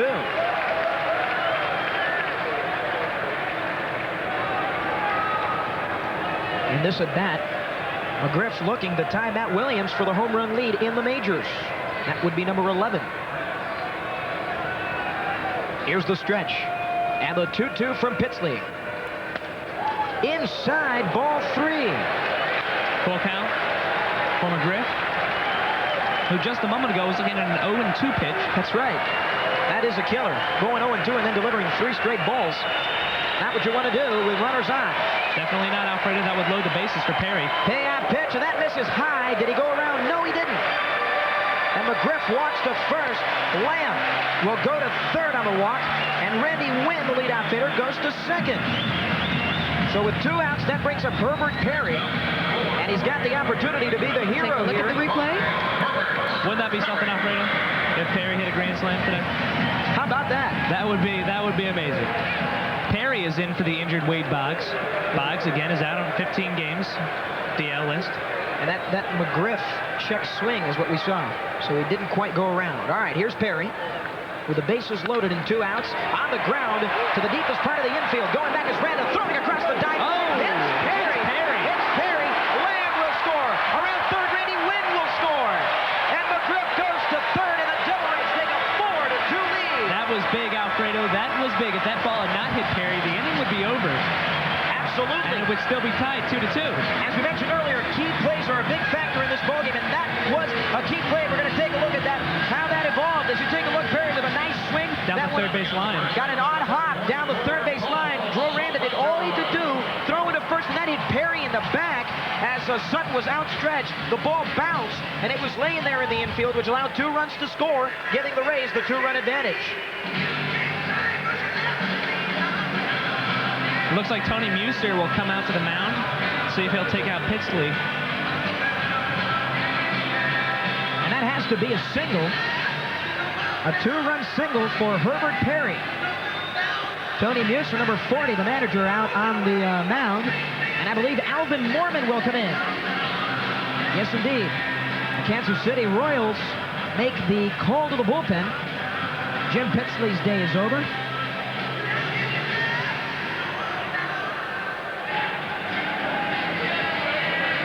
And speaking of Tony Muser, the manager, Brian had a chance to speak with the skipper of the Tampa Bay Devil Rays, and this is what Larry had to say before the ballgame. Mr. Rothschild, tell us a little bit about, we know you sent Tony Saunders down to the minors. Tell us about that move.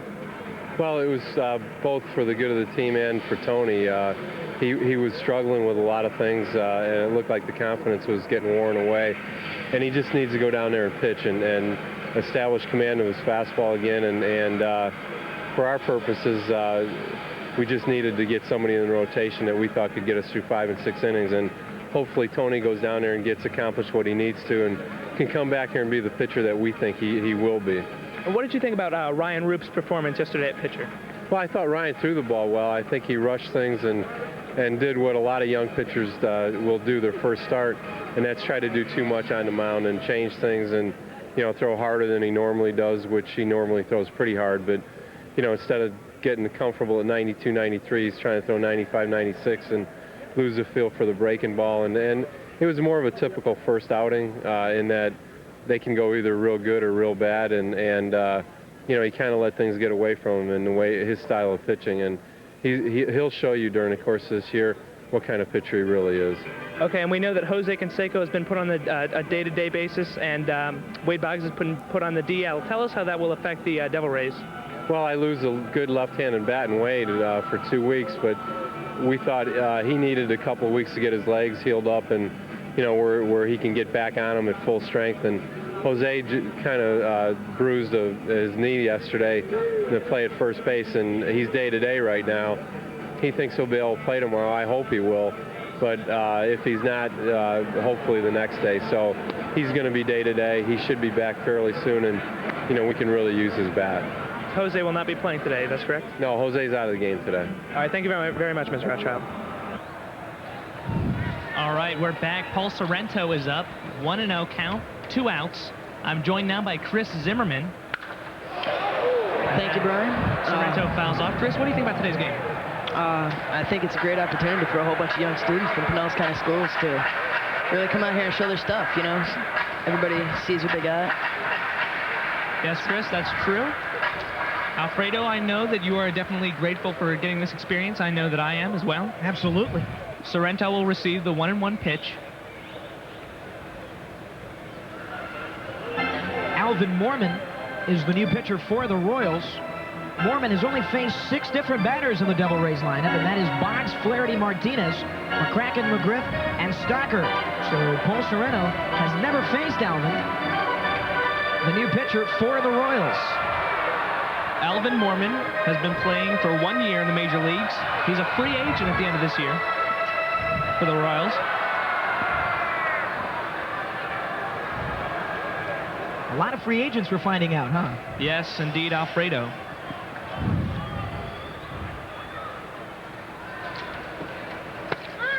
Pitch is low.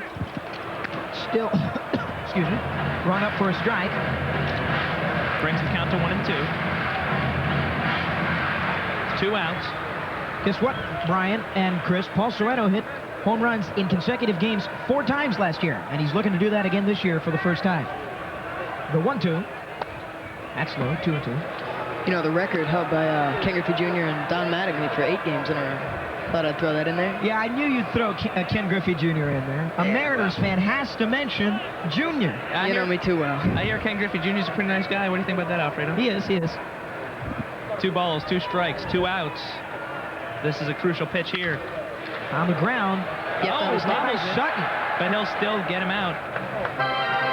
And the Royals will bat. The Royals will indeed. That is the end of the 5th inning. Mormon retires the only batter faced on a 2-2 pitch. And the score, Devil Rays scored 2 more and now lead it over the Royals. 4-2, looking to win this series at the Trop. We'll be back after this.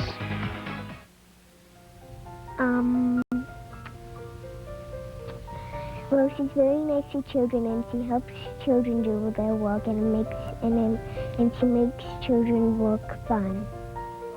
He's like a grandpa to us, and he respects us, and he's just really nice to us. Tina is nice. Spelling it, reading,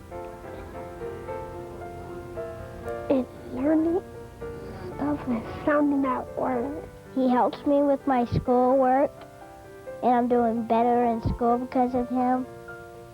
And and when I'm feeling a little down, he helps me get back up. He makes me feel very comfortable. I think Mr. B is a wonderful volunteer, and what he's doing is great for the students. He's just a tremendously caring person. He has the best interest of Belcher at heart. He's a very nice volunteer, and he's good to me. He's like a really good person, and he's like a special volunteer. And there's not many volunteers here like him, I don't think. He's just a really special person. Mr. Peniston is the greatest. He keeps us on our toes, and he makes sure we do our work. He's a great volunteer. He's always here, and he's always doing something.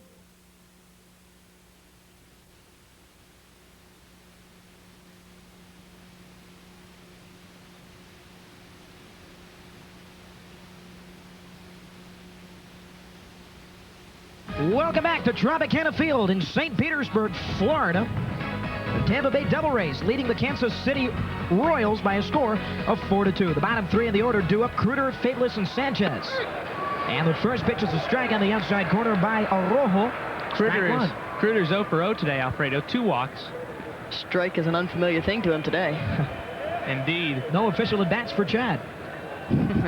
Here's the pitch. Swing! Another strike. Big swing on and a miss for Kruder. Arrojo looks alive here for the first time in a while. Although both times up to the plate today, there's been full counts just before he's been walked, so perhaps 2 strikes isn't all that strange. There's the ball. Yes, ball 1. Well, you know what? I had to get this in, Brian. Dick Vitale, you know who he is, right? Oh, yes. Long-time Of course. ESPN college basketball broadcast. We had a chance to talk to him before the game. Got a chance to speak with him last year, too, helping out, working with the Double Rays in the radio booth, and very nice gentleman. He is. He's a great guy.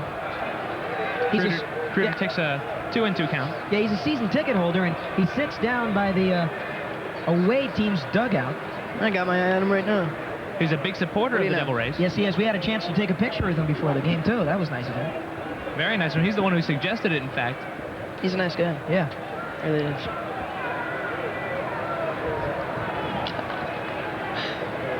The pitch. Strikeout. And a miss.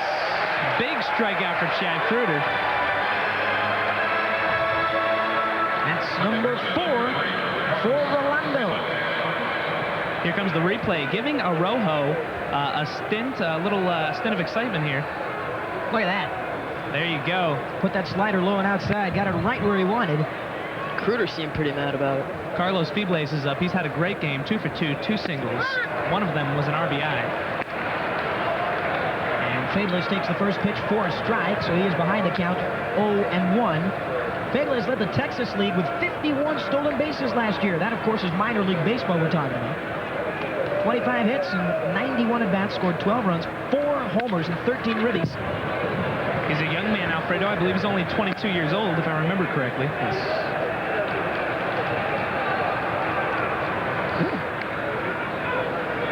Rolando Arrojo. 2 strikes here for Febles. Here it comes. Close. Ball 1. Looking to strike out 2 in a row. Bring some life back into Devil Rays pitching if he struck out the side here in this inning. Oh, hit by the pitch. That looked like it hurts. Well, that's going to leave a bruise tomorrow. Yes, it will. Febles is taking his base as we speak. He's going to be black and blue tomorrow morning when he wakes up. Indeed. Here's the replay. Oh! Right on the shoulder. Right in the shoulder. That's got to hurt. I like the sound effect even better. Yeah, that's nice. DeFelice going out to talk to Arrojo, calming him down. That could have been a strikeout. Brings up Ray Sanchez, who is 1 for 2 with a single, which was an RBI. Batting .285 this season, 13 ribbies and 1 home run for Sanchez. He's the shortstop today. Fellas, the Devil Rays know a lot about hitting batters. Last year they led the league by far. I think they broke an American League record, if I'm not mistaken, for batters hit by pitching. And already they are head and shoulders beyond every other team in the major leagues hitting batters. Yes, indeed. Can't explain why that happens. Here's Sanchez now. Part of it might be Arrojo's sidearm throw.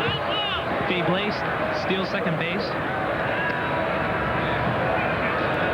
Now he's got to go back because Sanchez fouled that one off. They tried the hit and run situation. And hey, when you got a guy on base like Febles who can run really well, and a guy batting like Sanchez who can really get that bat around in a hurry, why not? Indeed. 2 runs, 6 hits, 1 errors for the Royals. 4 runs, 6 hits, no errors for the Rays, who lead it by 2. Count is 0-1, 1 out. Looking for the pick at first, does not get it. I believe that is the first time that Rolando has tried to pick off a runner at first. 0-1 pitch right back up the middle and a base hit for Ray Sanchez. That's his second hit of the ball game. That advances Febles to second. Sanchez having a good game tonight. He's now 2 for 3. So 2 on and 1 out. And an opportunity for the Royals to get something started here. Let's take a look at how it all happened. Tried that slider is what it seemed like it was. Didn't slide too well, obviously, because he got a base hit off of that. Just missed the foot of Arrojo. Brings up left fielder Pose. Had a pretty good game today.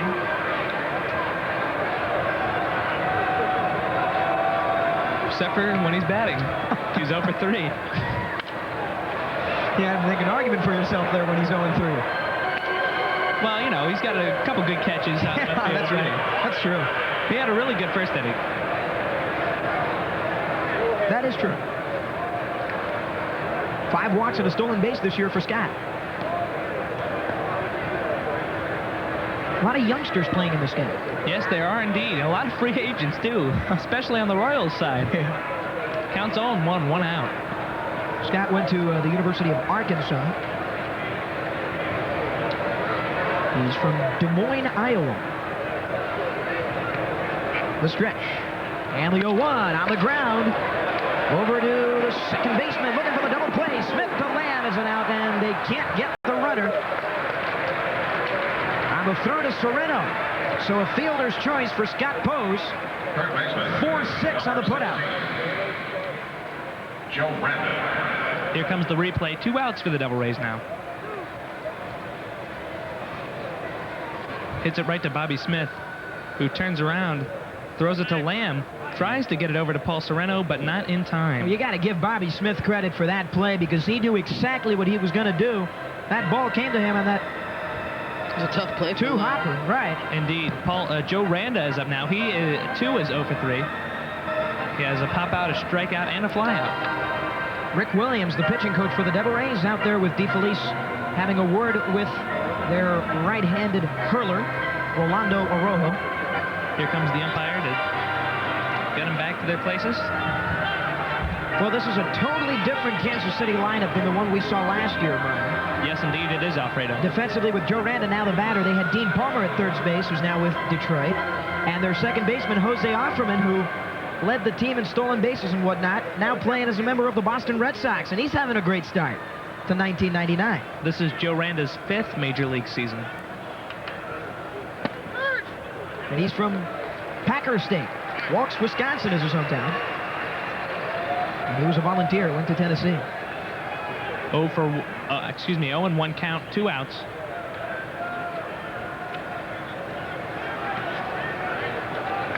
Arrojo again looking for the pick at first, does not get it.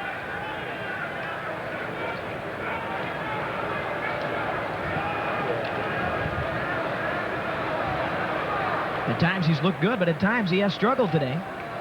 So it's been a roller coaster day for Rolando. Oof, up and in. Almost hits another Royal. Yeah. Joe Randa's a small guy, 5'11". Well, he's not that small. Taller than I am. Taller than all of us. Yeah, that's true. 1 ball, 1 strike, the count of the pitch. I'll give you that one. That's a strike.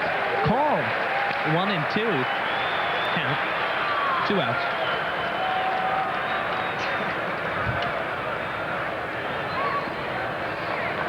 Fans are sticking around. This is an exciting ball game. It's 4-2. It's been back and forth the whole time. It really has. This would be a big win for the Devil Rays. If they lose, they'll have a 500 average. If they win, they'll obviously have a winning average. You know, the Rays have a tough division to stay right up there. Base hit to left field, and that will score a run. Herbert Perry misses it again. Carlos Febles comes in to score, and that cuts the lead down to 1. It is 4-3. As you said before, Alfredo, this is a great ball game. Very competitive. And that shows you why right there. Yeah, Perry missing that one. Well, it seems that his bat has been swinging really well, but his defense, he hasn't been able to run the ball down as fast as he would like to. Well, hopefully he'll get settled in just in time for Boggs to come back and take his spot again. Febles, who was the base runner, advanced to third. He was at second, so he takes 1 base. As you were saying earlier, Brian, him getting settled in just before having to come back out for Boggs. That's really what a substitute is all about. I mean, you can't get too comfortable in one position. Indeed, Chris. The count is 0-1, 2 outs. We've got runners at the corners now. Johnny Damon, the Orlando native. He's got a lot of family in town watching him today. Swings and drills that one to right field, and that one just fun. Luckily for the Rays is fouled. We do see some action in the bullpen.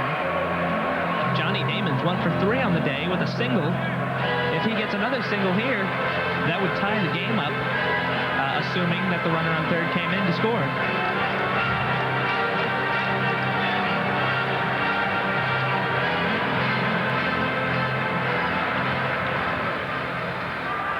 We've got runners at the corners. Count is 0-2. Looking to end the inning. Johnny Damon. Here's the 0-2 delivery. Swung on and fouled away the other way this time. Boy, Damon was really behind on that pitch. Yeah, Damon stays alive.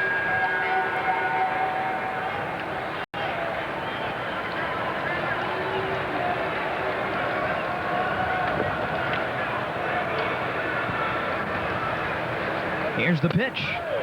Damon takes it low and inside, and the count goes to a ball and 2 strikes. Johnny Damon was nominated for the 98 Branch Rickey Award for his community service. That's something. It's good to see players getting involved in their communities. Absolutely. Here's the pitch. Oh, low and inside again. Well, guys, the superintendent of the Pinellas County School System, Dr. Howard Hinesley, will be joining us in the booth in just a few minutes. Yeah. So we're looking forward to having a chat. Chris doesn't sound very excited about that, but... Well, I'm excited. Just a laid-back kind of guy. Very comfortable. The pitch.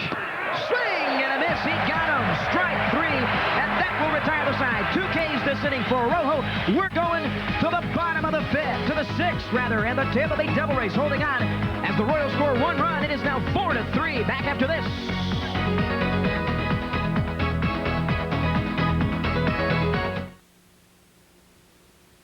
The rebroadcast of this game is made possible by the Tampa Bay Devil Rays.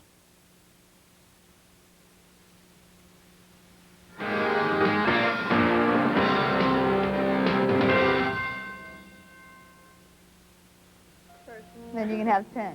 I allow the students to set their own goals, both individually and as a class. And each day we review those goals and see where they are in accordance to those goals. I think that really helps them achieve what they're looking to achieve.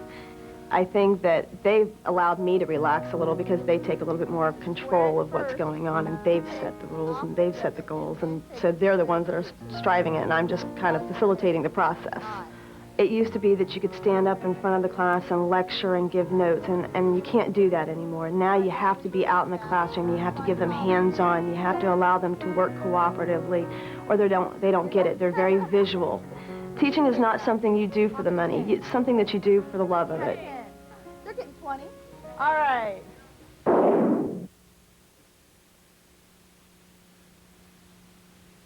Welcome back to Tropicana Field, where the Devil Rays maintain a 1-run lead, 4-3 over the Kansas City Royals. We're joined now by Ryan Clark of Lakewood High School. Ryan, what do you think of the game? Pretty good game so far. This game is being produced by students from Pinellas County High Schools via the Devil Rays. All right, and the count is 1 ball, no strikes to Bobby Smith here in the 6th inning. Alvin Mormon still on the mound. He worked a 1-batter in the 5th inning, and that was Paul Serena, who grounded out to the first baseman. He'll face the bottom 3 in the lineup for the Rays now. Smith, then the catcher DeFelice, and David Lamb. It appears like Smith might have had a problem with his helmet. That appears to be solved right now. They called a timeout for it. Back in the box. Waiting for the 1-0 pitch from Alvin Mormon. Here it comes. Drilled to left field, coming in as Pose makes the play for the out. What I tell you, Alfredo, he may be 1 for 4 now, I guess, but good plays on defense. Scott Pose gets the out. You've got an argument there, Brian. He hasn't dropped any, so we can't complain about his defense. True. That brings up Mike DeFelice, who is the 2nd-string catcher for the Devil Rays. As we mentioned, he has had the opportunity to get more at-bats at this point in the season than he did last year. Flaherty got a chance to play, but he did get hurt. So Mike DeFelice getting a great bit of at-bats here, and of course that's always what you want from your backup catcher, as well as any backup players on your staff. Indeed it is. DeFelice is 1 for 2 on the day with a double. Mormon sets up. Fires the pitch. Popped up. It's in foul territory. That's a high pop. Moving in is Sutton. Larry Sutton stands under it, and he makes the play. 2 up, 2 down here in the bottom of the 6th inning. The Devil Rays are looking to score at least 1 run this inning to try to lengthen their lead. And Alvin Mormon has really done a good job of inducing fly ball outs, as you can see on that one. DeFelice not too happy with that play. Larry Sutton really waited, concentrating, and he makes the play for the 2nd out. Indeed, Alfredo, good play by Sutton. David Lamb is up 1 for 1. He got a single and then he walked. Of course, the walk does not count as an at-bat. And Alvin Mormon goes to work on Lamb. It's a strike. 2 outs.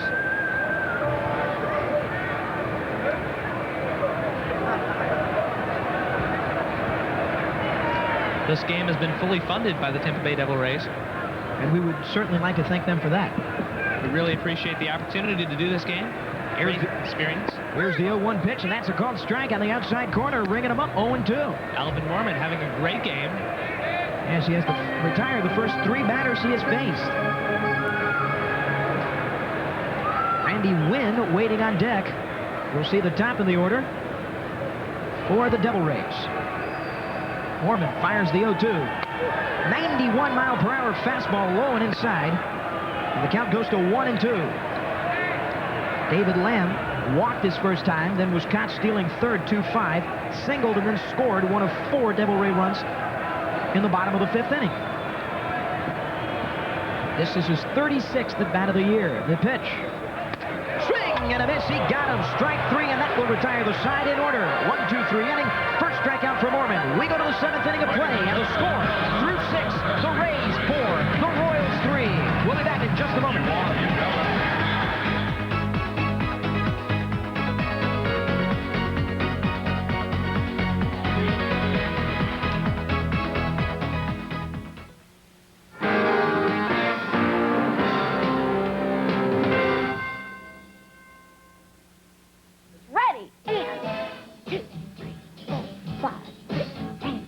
First of all, they have to feel some success, and then through music and through my class, I think it affects all of their academic levels.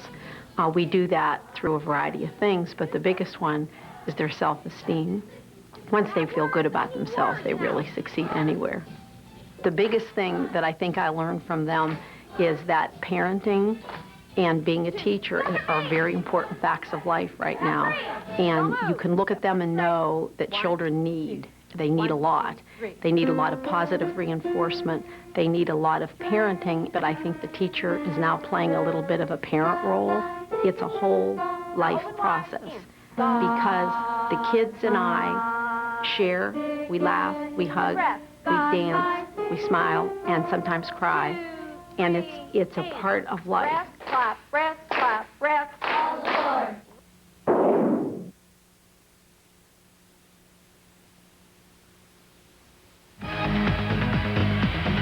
Hello again, everybody, and welcome back to Tropicana Field. How are you? I'm Alfredo Muente. I'm joined by Ryan Clark, Brian Unks, and a very special guest, Dr. Howard Hinesley, the superintendent of Pinellas County Schools. How are you doing today, Doctor? I'm doing great, thank you. All right, well, tell us what you think of the game so far. This has been an exciting and historic day here for the Devil Rays and for Pinellas County Schools. Well, it really has. Of course, it's a good ball game, but what I'm really excited about is the opportunity for high school students to participate in what I think is going to hopefully be something for the future for the Devil Rays and other baseball organizations in the country. And hey, we're off the hook right now. The Devil Rays are winning, so we'll be 1-0 after today if the Rays end up winning this ball game. Well, I think that's going to happen. It seems like we're playing real well. We certainly are.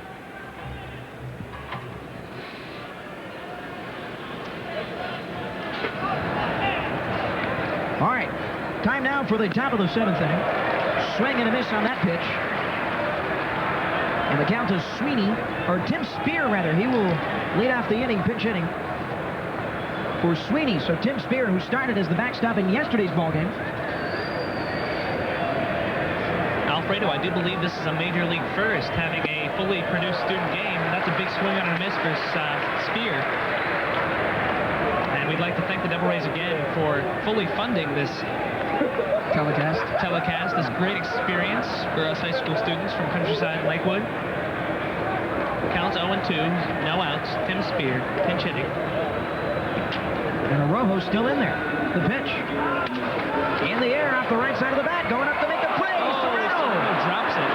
Can't hang on to it. Off the glove, and that should be a base hit, but we'll get word from our official scorer. It may be an error on the first baseman. First baseman, number 22, Larry Sutton. That brings up the first baseman, Larry Sutton. We do have a replay of this. Let's see what you think after this, Alfredo, if you think it's an error. There you see as they cut. Oh, well, it's kind of hard to tell, but looked like it bounced off the glove. And that was a tough play because he had his shoulder. Yeah, he had to jump for that one. Yeah, he had it around. So. It was almost like a block instead of, Yes. It's good that he batted it down. Sutton's 0 for 2, and he takes a called strike. The count is 0-1. Sutton has flied out to center and to left field, and then he walked in the 5th inning.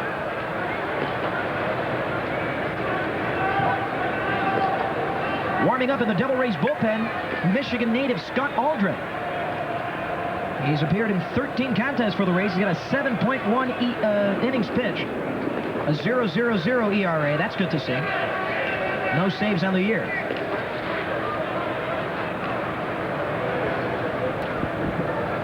Jermaine Dye, the right fielder, waiting on deck. The delivery outside, and the count is a ball and a strike to Larry Sutton. Filling in for the injured Jeff King, who, the usual first baseman for the Royals, but hasn't had many at-bats. He was injured early in the season. Runner at first. I believe they are going to give a base hit to Spear. Check swing, missed it on the outside, and the count goes to 2-1. DeFelice out to talk to Arrojo.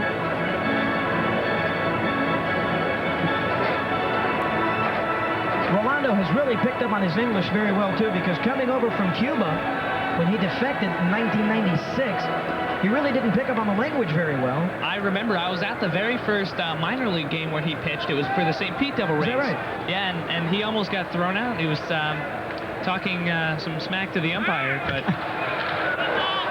And that one is fouled off by Sutton down left field line. And a souvenir for a fan there, you see the bullpen warming up, Scott Aldred and Eddie Gallard, who was just called up from the minor leagues recently when the Devil Rays sent Tony Saunders down to the minor leagues to work out the kinks.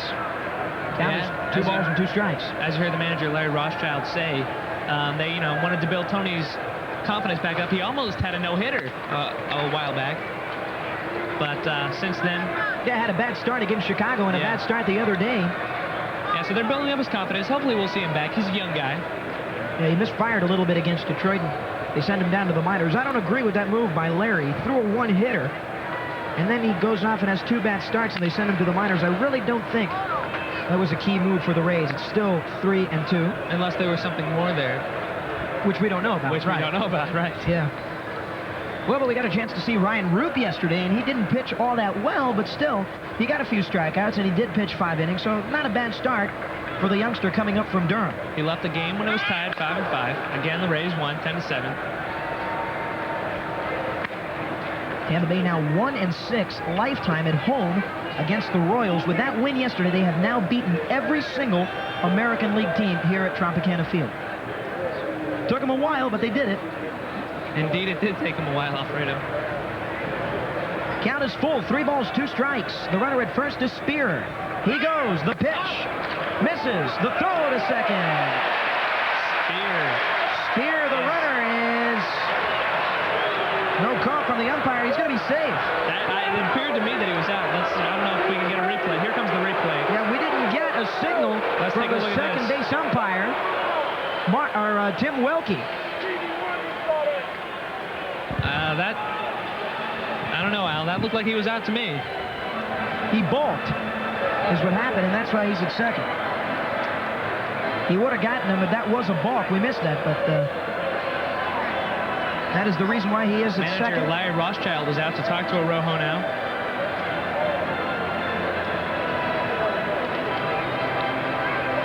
The whole infield for the Devil Rays going in to have a chat with Arrojo. His day may almost be done. Jermaine Dye waits to hit.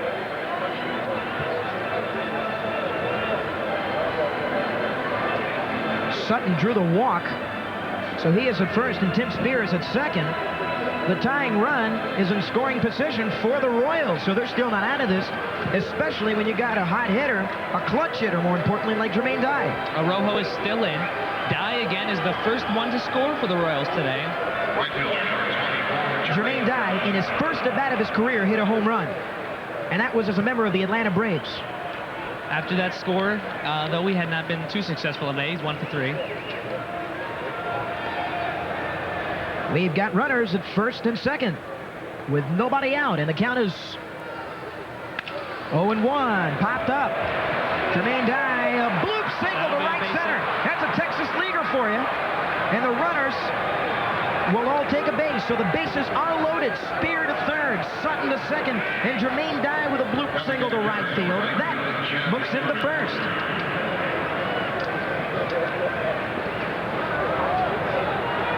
see the replay there. Ryan, what do you think about that play? That was a very nice play, actually. Dye participated in the 1996 postseason playoffs while he was with the Atlanta Braves. That's very interesting. And he was a clutch hitter also in the postseason with Atlanta, as in the early part of the year. Dye loads the bases for Chad Kruder, the designated hitter. He only has 1 home run on the season, and he's 0 for 1 today. He's 2 walks, though. And he's got a runner 90 feet away from tying this ball game up. Here's the pitch. Outside, ball 1. That would not be good for Arrojo if he walked Kruder. Yes.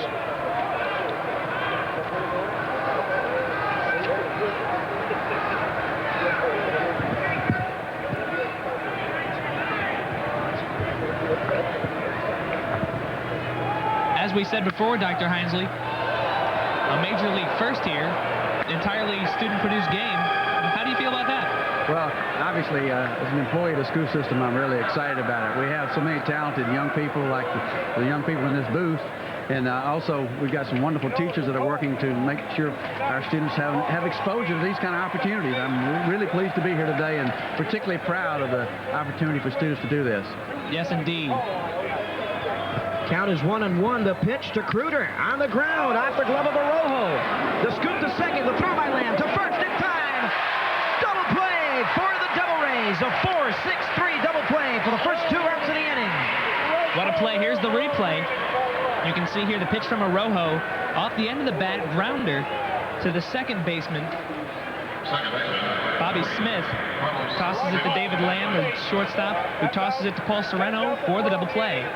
First of the game for the Rays. Carlos Febles is up. Febles, who's got 2 singles, and last time was hit by a pitch. He got hit on the shoulder, and I'm surprised he's still in there. That looked like a really that looked like a really hurt, Alfredo. You can hear that from. You can hear that from all the way up here. Well, Dr. Hinesley, tell us, how long has this been in the working? Well, about 2.5 months. We were contacted by Mike Beck with the Devil Rays, and it was his idea, and of course I was excited about it, and our people in the county office contacted the instructors at Lakewood High School and Countryside High School, and the rest is history. Mike Beck. Yes, what a guy. Oh, he really is. I think he's a great addition to our Tampa Bay organization and to the community, and we're really proud to have a partnership with the Tampa Bay Devil Rays, and certainly this opportunity is just an expansion of an already existing partnership. That's right, and we hope to be able to do this, not just this year, but on an annual basis, to be able to do this every year. Well, a good job you're doing. I'm sure they're going to consider it. Thank you. The count is a ball and 2 strikes. To Carlos Febles. Here's the pitch. It's low and outside. Good play by DeFelice. 2 outs here in the 7th inning. Ironically, Carlos Febles' his first home run of his career back on April 14th inside the ballpark ding-dong. I had to say that. Sorry. That's all right, Alfredo. We'll give it to you. Strike 3 called, and the inning is history. Runner left on third. None scores. And a Devil Rays double play. We send it to the bottom of the 7th inning. Our score, 4-4.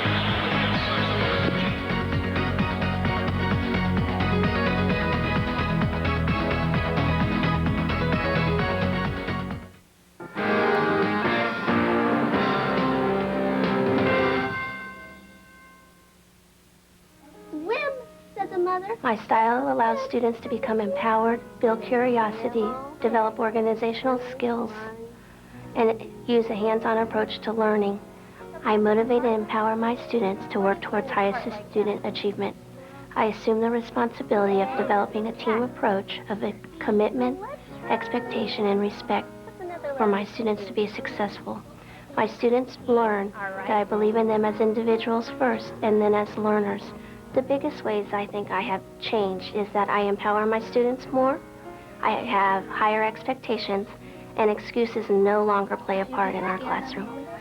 Children show us every day, through their innocence, clarity, and simplicity, how to have and feel unconditional love.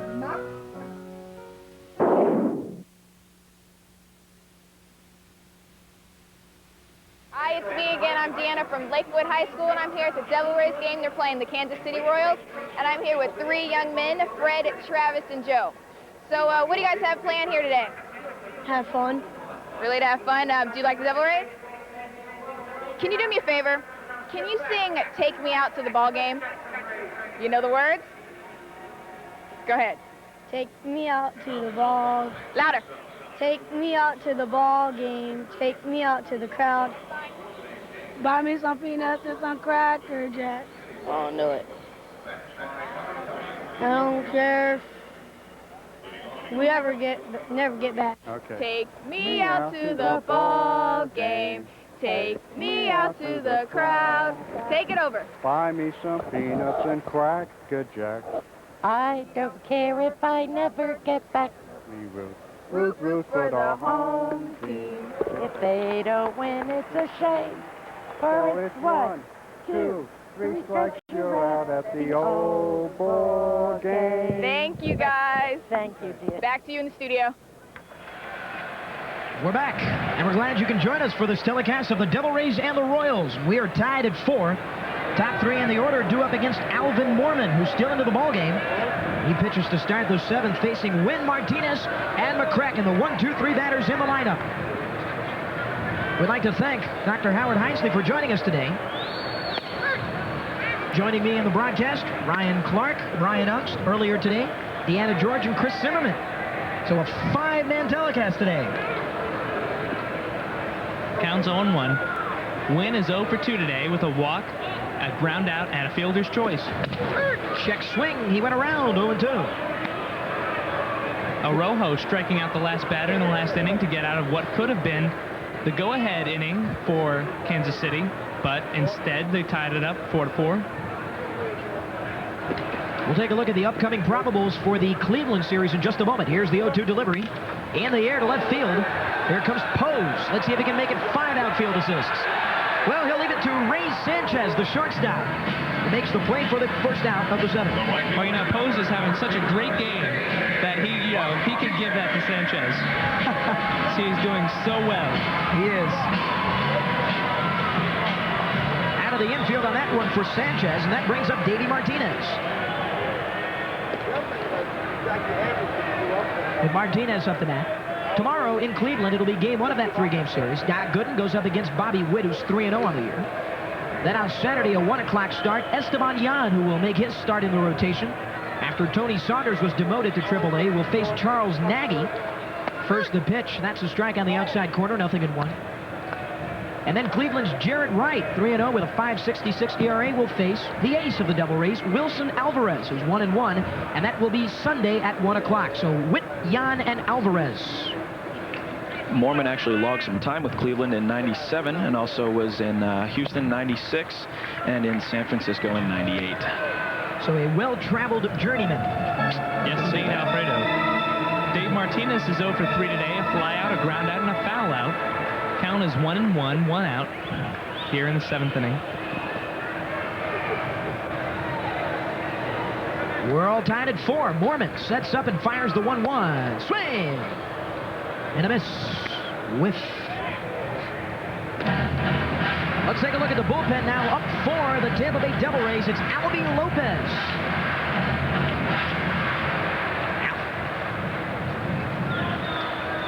And the catcher for the Royals is Mike Sweeney has apparently left the game due to a spasm of some sort. Really? Yes, indeed. Fly foul. 1-2.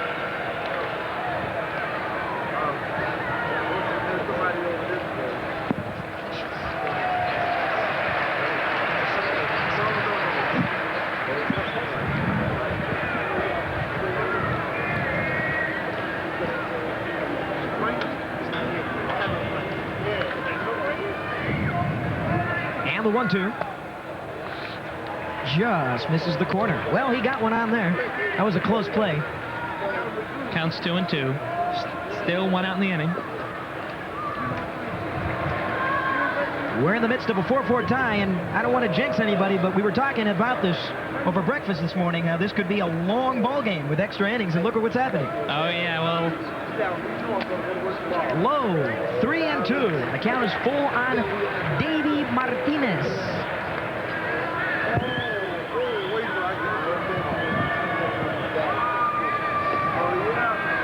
There's Alvin Mormon. Mormon against Dave Martinez in his career. has not yielded a hit. A 0.00 batting average for Martinez against Mormon. Here comes the payoff pitch. Up. That's a walk. Dave Martinez gets his first walk of the day. Still 0 for 3. And that brings up Quentin McCracken. Another really neat guy. Quentin is hitting in the 2 spot, or in the 3 spot today. He led off yesterday, and you may see a lot more of that this year. Quentin McCracken in the leadoff spot because he does get on base a lot. Today he is 0 for 3. But in the last few games, he really has gotten a good swing, and he has delivered some base hits to all sides of the field. McCracken is a fan favorite here at Tropicana Field. Oh, certainly. Check swing, and that will be ball 1. 1-0 to Quentin McCracken. Right, like we mentioned, Quentin's corner over there, right next to the batter's eye restaurant.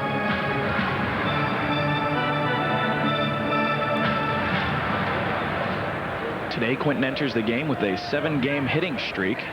So let's see how he does at this bat. This may be his last opportunity of the game. Mormon delivers the 1-ball pitch back to first. Sutton holding Martinez on. Guess who's on deck? The power man, Fred McGriff. Has 1 home run today, 2 home runs last night. Tied with Jose Canseco for 10. Leads the, ties, of course, with Canseco leading the Devil Rays. And they're 1 home run away from Matt Williams, who has the league record of 11 at this point in the season. Back to first base. And, well, we've seen so many wild things in today's ball game. McGriff needs a triple and a single to hit for the cycle today, since he has a home run and a double. So that's not out of reach. Certainly with this ball game tied 4-4, we may see some extra action. Right back to Mormon. He'll throw to second. Covering there is Sanchez. Over to first in time for the double play. Taylor-made double play as the inning comes to an end. Devil Rays leave a runner on. We go to the bottom of the 7th inning. That was big for the Royals, keeping this tie score 4-4. Check that. We go to the top of the 8th inning with a 4-4 tie. Still anybody's ball game, and you'll catch the rest of it here on the Pinellas County School Network.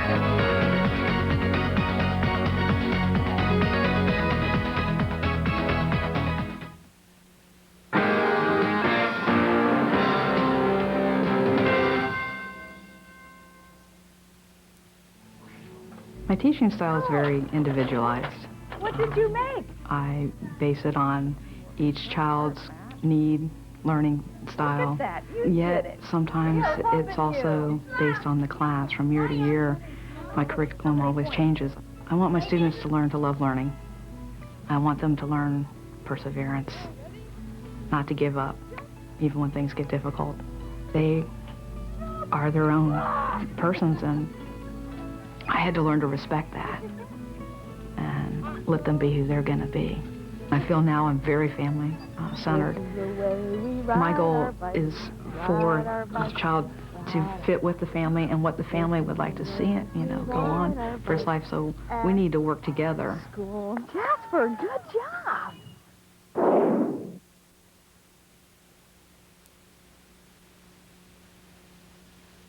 If you are enjoying this program produced by Pinellas County Schools Television, we would appreciate hearing from you. Call our viewer response line, 588-6404.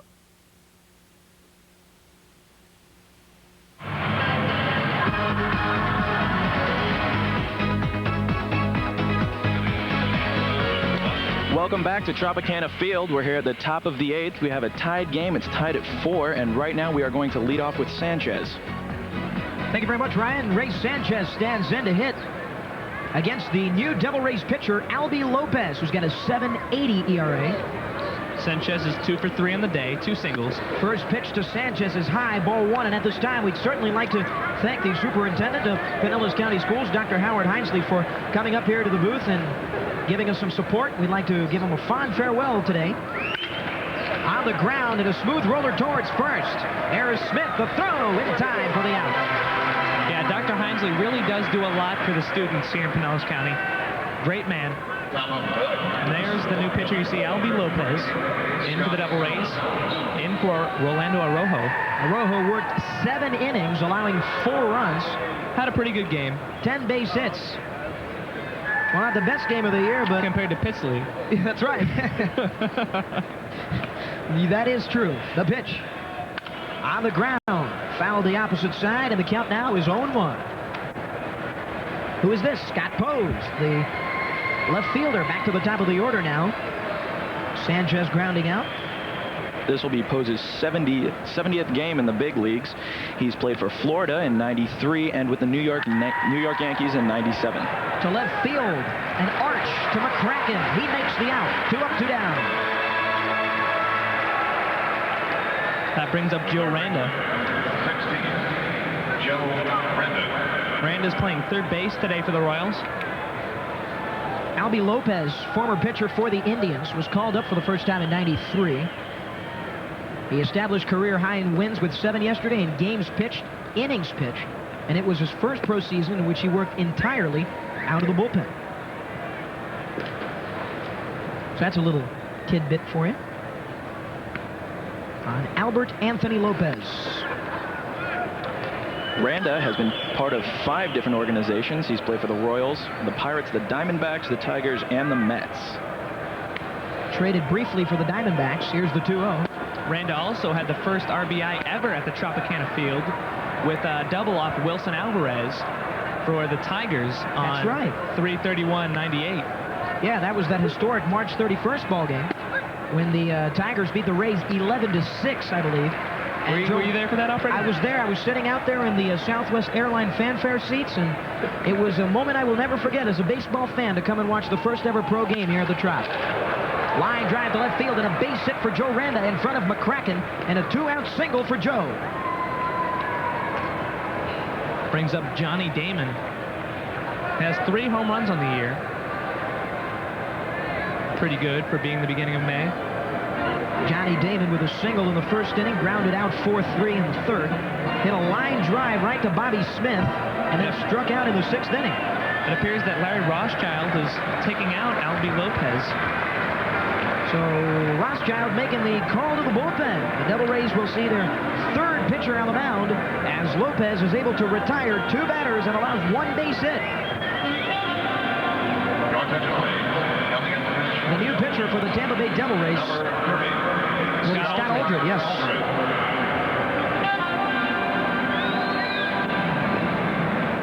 Here is Scott Aldred, formerly of the New York Yankees. He was in there in that championship season, the one back in '96. Was playing with the Devil Rays last year. His last year with the Yankees was in '97. Working out of the bullpen there.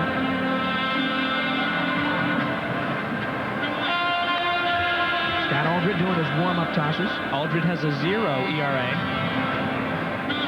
And Brian, now that we have a break in the action, we'd also like to thank the rest of our crew, the rest of our high school comrades. Yes, everybody indeed. working in the truck, everybody working up here in the booth with us. The students of CATCOM and UPC. Absolutely. Certainly great publicity for both of the schools. Again, we'd like to stress on Major League First, fully funded by the Tampa Bay Devil Rays.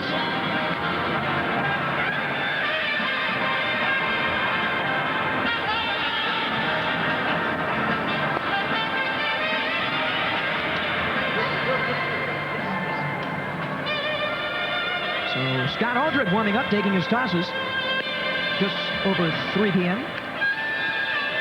Good crowd turnout for a 12:45 game.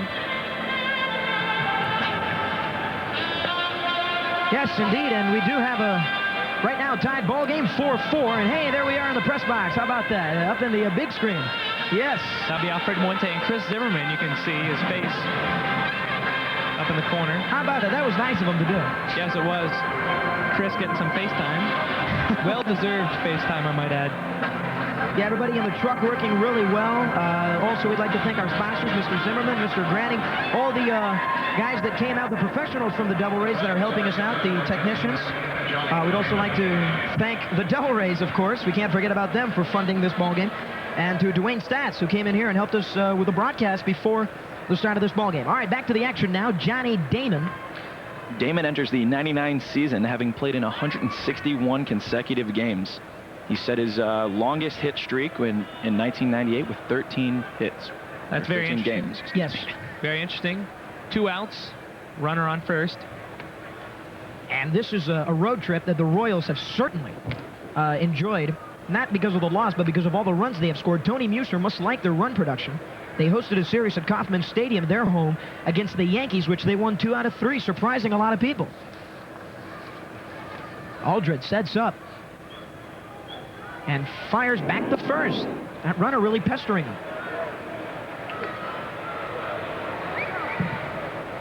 Tim Spear is on deck. He looks for his second at bat. He came in the 7th inning for Sweeney, who is out with a trapezius muscle injury. Here's the first pitch now to Damon, and that one misses outside, ball 1. Manager Tony Muser said of Kansas City's hitting last night, "We had a nice offensive night. We were down early and came back, but when you get beat 10-7, nobody looks at what you did offensively." Isn't that true? Yes, indeed it is. Especially when your pitcher gives up 4 home runs. Back to first, holding Randa on is Sorrento. Damon waiting for a pitch. Aldred buying some time.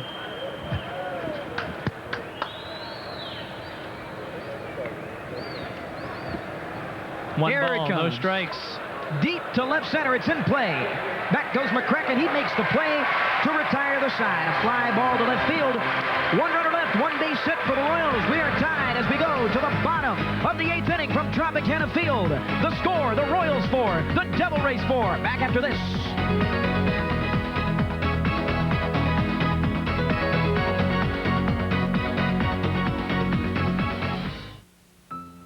My hands have touched life. My hands have nurtured creativity. My hands have embraced with love, for my hands build unity. She likes me. He's the guy that makes you feel comfortable. She's nice. She helps us to learn. My hands have made smiles. My hands have faded fears. My hands have seen hope, for my hands have wiped tears. She's very creative. She's a dynamic teacher. She helps you on anything you need. She's like a good friend that you can come and talk to and laugh with. My hands have reached out. My hands have felt joy. My hands have been busy, for my hands help each girl and boy. If anyone could have Miss Miazga as a teacher, they'd be changed forever. Early stories. Family is great. My hands are important. They hold the promise of the future. My hands are important, for they are those of a teacher. Sometimes, not often enough, we reflect upon the good things, and those thoughts always center around those we love. And I think about those people who mean so much to me, and for so many years have made me so very happy. And I count the times I have forgotten to say thank you, and just how much I love them.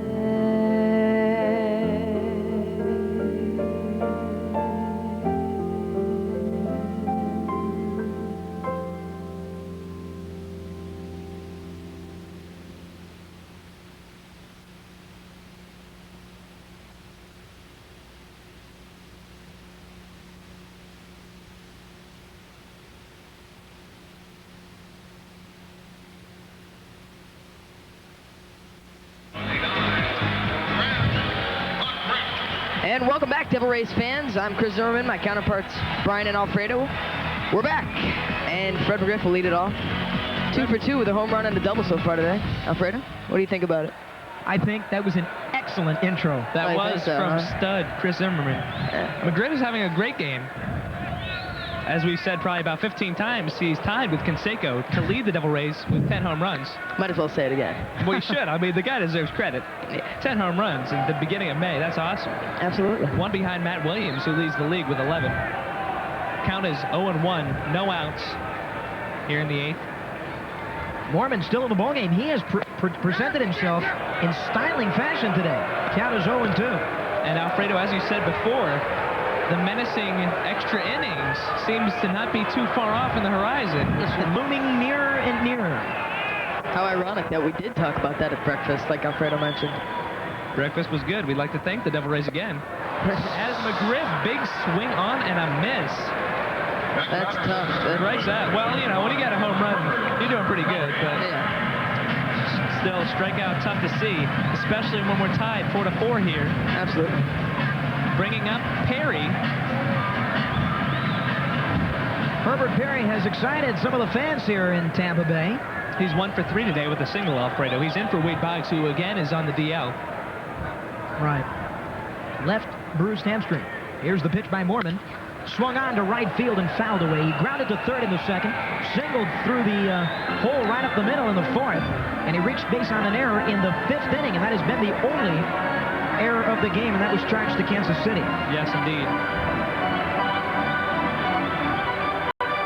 Mormon came in to fill in for the starter, who was Jim Pitsley. Mormon came in the 5th. He's working through in the 8th here. Here's the stretch in the 0-1. Misses outside, ball 1. Well, out of town, Scott Brocious for the Yankees has hit his 5th home run of the year. They have cut the lead in Minnesota 3-2. The Twins still lead it.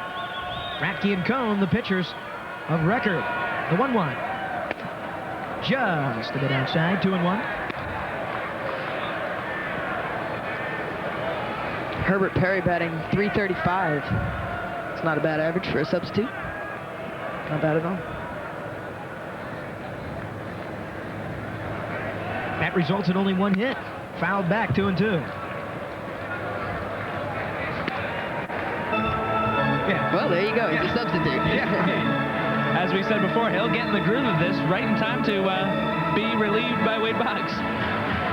Mormon, the relief southpaw from the bullpen of the Kansas City Royals. Otherwise known as a port sider. Oh, yeah, you picked it up good. Thank you. Yes. Deep drive and a base hit to left field. Run that one in. Over to Pose. And a base hit with 1 out. Second hit of the ballgame for Herbert Perry. Well, how about that? He's just jumped up to 500. He's doing good. 2 for 4 on the season. Yeah. Here comes the replay.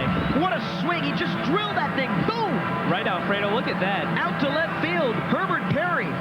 Both of his hits out to left field. He's a pull hitter. To Scott Pose, the left fielder from the Royals, who's having a great game. You talk about a pulled hit.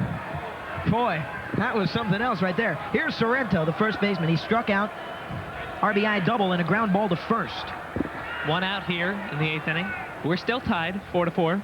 And Mormon deals. Oh, nice curveball on the outside corner, strike 1. Now, Brian, you mentioned we're tied, but Kansas City has really been dominating in number of hits. Absolutely. They've got 11 compared to our 7. Oh, yes. But as long as the score tied, what difference does it really make? Tampa Bay is dominated in home runs. There you go. 1. There's an upside. None. Almost 2 for Fred McGriff. Mormon, the 0-1 pitch, swung on and drilled foul down the third base line, and the count goes to 0-2. On the big slugger, Paul Sorrento, who hit monster home runs when he was with the Seattle Mariners. Had one last night, in fact, Alfredo. Yes, he did. Along with Seattle and Cleveland, right? A Flaherty and 2 for McGriff, as we've said. Seems like all players with the Mariners hit monster home runs. Yeah. I'm just favored. Here's the 0-2 by Mormon. Throws the curveball again. That's a rip. Down the right side. Base hit. Herbert Perry goes around second. Sorrento will stay at first. And a stand-up single for Paul Sorrento. You got Perry in position to score the go-ahead run. You have runners at the corners. Here's the replay. Munster hit. And he did exactly what the last batter, Herbert Perry, did, except to the opposite corner, pulling it. Perry, you see him trotting around second. And well, we underrated his speed earlier in the game, but he can really hustle down there, as you saw him trotting over to third. Didn't really have to make a great effort, as Greg Reddock tells him, stay. Now Herbert Perry, substitute runner by Kevin Stocker. Obviously a little more speed. Yeah, which is a necessity in this situation. And Kevin Stocker, what a surprise he has been for the Devil Rays. He has been the best hitter, I think, other than Canseco, for the Tampa Bay Devil Rays. His average is really out there. And speaking of a new runner, we're going to have a new pitcher for the Kansas City Royals. It's time to call the bullpen here in the 8th inning. With runners at first and third, the new pitcher will be Jose Santiago. He's a right-hander, 6'3", 215. Not too small. No, definitely not.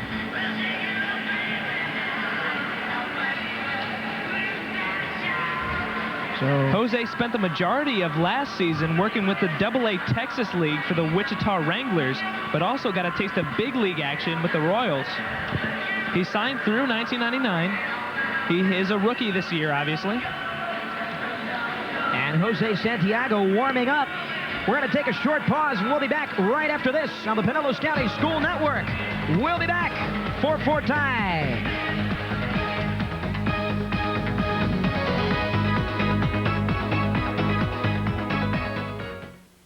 I tell you, it brings me tremendous pleasure today to introduce to you April Pate, our turnaround student of the year this year. When I was in 9th grade, I skipped school a lot. I was always in the office in trouble. I was constantly getting referrals and detentions when I'd come. Her freshman year, April failed most of her classes. Certainly April had attendance problems, many referrals to the office, always hanging out on campus, and certainly was not interested in her academic performance in the classroom. She was a very intelligent young lady, and at the end of her freshman year, we talked about summer school. We certainly talked about the consequences of not doing what you need to be doing and maybe spending more time in school than you would have had to spend. It was hard because all my friends liked to skip and get in trouble, and I had to buckle down and do all the stuff right, and it was really hard, but I managed. April's been with me since Palm Harbor opened, first as a student, and this year I selected her as a TA, and April's always been very industrious and a great worker in my class, and I just thought that she'd make a great teacher's assistant for me. We're just concentrating on keeping her on track here at school. I just think our goal is, first of all, just to get her in college, hopefully get a scholarship. April has a tremendous amount of potential. I'd have to say there were 4 people that were influential in me changing and turning around, and that would be my boyfriend Steve, my mom, Mrs. Lesh, and Mr. Jenkins. I decided that I should try school one more time, and this year I'm doing really good. When I got the turnaround, it was fun. I was nervous, and at the end of it, I busted out laughing in front of everybody. Overall, it was a very good experience. I know it sounds fun to skip and have all the fun, but it's going to be better in the long run to go to school, and people that go to school and get their diplomas will have a lot better chance of succeeding. Watch for the all-new PCS Journal with special stories about special people in Pinellas County schools, plus in-depth interviews with district staff and administration. PCS Journal on Channel 14.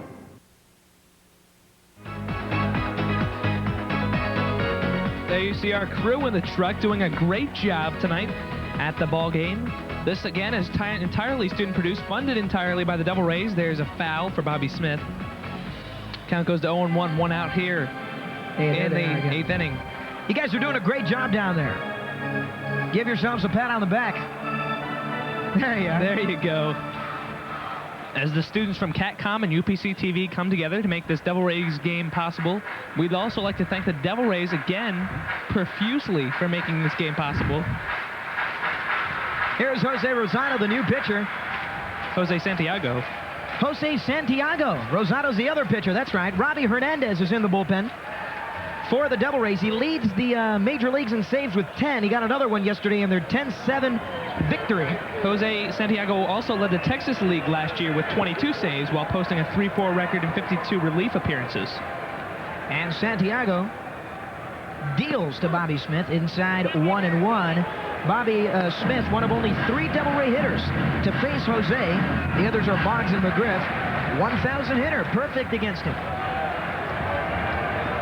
Bobby Smith is 0 for 3 today.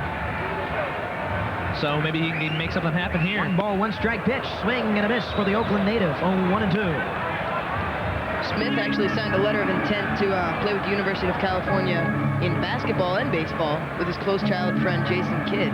Yeah, we know with Jason Kidd what kind of noise he's been making in the NBA. Yes, he has. Phoenix Suns. Not a bad team, not a bad point guard. Back to baseball now. There's Bobby Smith as he stands in to face Santiago. A ball and 2 strikes is the count. Runners at first and third. The stretch and the delivery. In the air, popped up to left center. It's an infield fly ball, and that one caught by the shortstop, Ray Sanchez. Stocker is now the go-ahead run on third base. He is in for Perry, who's had a pretty good game considering that he's a substitution for Wade Boggs. And that was Joe Randa, not Perry. There's the batter, Mike DeFelice. DeFelice. In his second full year with the Rays. Joe Oliver was a guy in the preseason who the Devil Rays also tried out during spring training to come to the ball club, but didn't work out, so they stayed with their 2 backstops. Here you see Santiago, the 2 backstops that they used last year, who were Flaherty and DeFelice. And Mike stands in with 1 double in today's game. Here's the delivery, popped up, foul back, 0-1. Kevin Stocker, the man in the hot corner. And over at first, it's Paul Sorrento. Stocker, the pinch runner for Herbert Perry. If you look at your screen, you can see Santiago's wearing eyeglasses on the mound, which is very interesting to note. Jay Bell, the second baseman for the Arizona Diamondbacks, used to do that when he was a member of the Pittsburgh Pirates, but now he wears contacts. That's interesting to note as well. And it seems that he's been doing better with those contacts because he leads one of the major league leaders in homers. Santiago's not doing too bad now with his eyeglasses. No, it doesn't seem like he is. No, not really. The stretch. And the 0-1 for Santiago. That one gets away from the catcher. Tim Spear can't hang on. Stocker will score, and the Devil Rays take a 5-4 lead. Stocker, the pinch runner, coming in and breaking the tie for the Devil Rays. It's exactly what they wanted him to do, and he lived up to his job. Right, Brian? Yes, indeed he did. It seems that Perry probably could have scored if he was in, too, but who's going to know if, manager in their way tell him that. That should be scored. A wild pitch on Santiago, who came over to cover, but Spear lost that one as it was a very low pitch, bounced off the dirt and out of the hands of the backstop, and Stocker scored. As you take a look at the Devil Rays dugout, rejoicing. Very excited. Yeah. Swung and a very exciting drill. moment here in Tropicana. Drilled. Yes, indeed it is.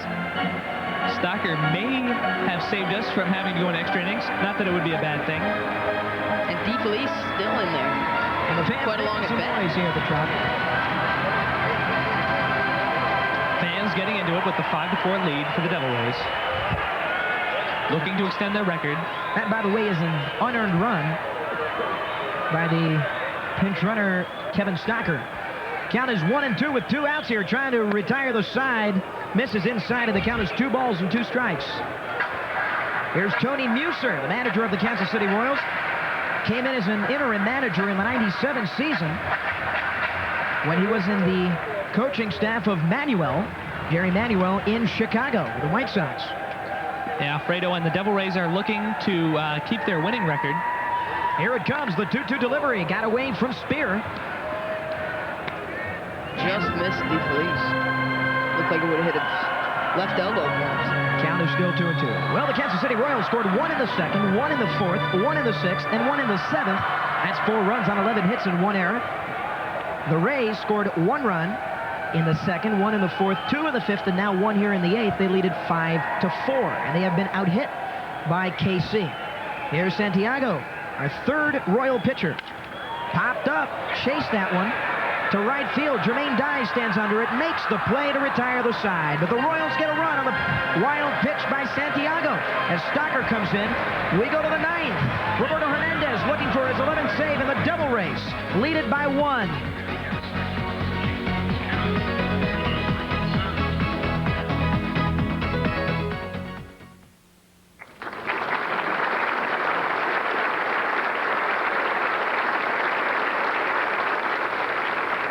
Before I announced the Teacher of the Year, they thought they were going to get by without me saying anything. But on behalf of the school board, the highlight of being chairman of the school board is recognizing the outstanding Teacher of the Year. It may be my only highlight.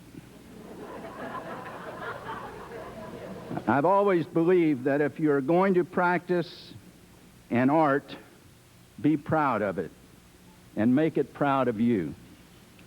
Each teacher in the room has reached the high level of excellence and has earned the recognition and honors you have received. We are so proud of you. You are the true heroes of this nation, and I mean that sincerely. Please don't treat this honor as a culmination of your career, but rather a new beginning. I wish you courage, strength, and a sense of humor. God bless you. And you know they didn't give me an envelope, but I just found out the winner, Mrs. Joey Miazga.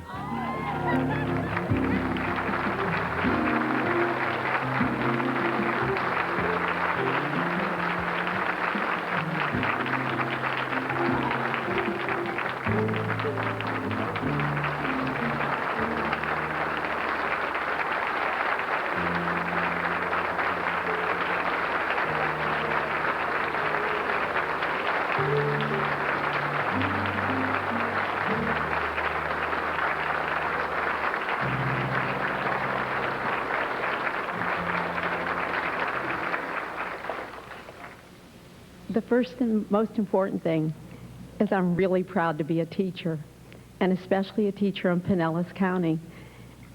And it was a real pleasure to share the stage with 9 such talented people. And I'm sure there are hundreds of us that deserve an honor like this. They said to thank people, so I'm going to start at the beginning. I have a mom and dad that started all this, and that are both still alive. And if it weren't for their inspiration in my life, I know I wouldn't be the person that I am now. I've had people behind me all the way. I've had a family that supports what I do. I have many friends that stand beside me in every endeavor that I take. Most importantly, I have a wonderful, strong faculty, a great school, and great leadership that stands behind everything I do. The most important people, though, and I told Lori this before it started, someone told me she named her 15 or 17 students last year and thanked them. Well, first of all, I see 220 kids a day. And second of all, I've been teaching 18 years in Pinellas County, and there are thousands of kids that have touched my life. I need to thank all of them and their parents. And last but not least, I need to thank the Education Foundation for all their support, Cigna Healthcare, the school board, and for everybody that's trusted in me for all these years. And thank you to all of you for such a beautiful day.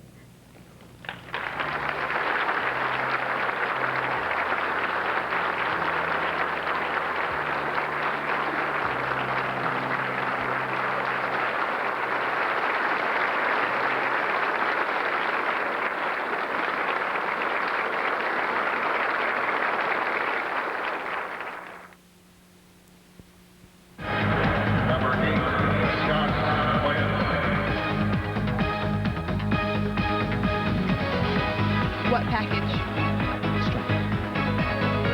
Welcome back to Tropicana Field. Along with Deanna George and Brian Ungst, I'm Alfredo Muente taking a look at some of our guys in the studio. in the truck downstairs. They certainly are doing a great job tonight. Fantastic. Students from CATCOM and UPC TV. We'd like to remind you this game is entirely produced by Pinellas County High School students. We'd like to show you some of Hernandez's strikeouts from last night in a moment. He is now in pitching. He leads the league with 10 saves. He should have 11, Alfredo, but... Yeah, he could have 11 at least. He's looking for that one today. Here it comes, and the pitch misses. 1-1. The pinch hitter is Scott Leas. That is not Spear, that is Scott Leas. The pinch hitter to start things off here in the number 4 spot, taking over for Tim Spear. Calling for time now. 1 ball, 1 strike.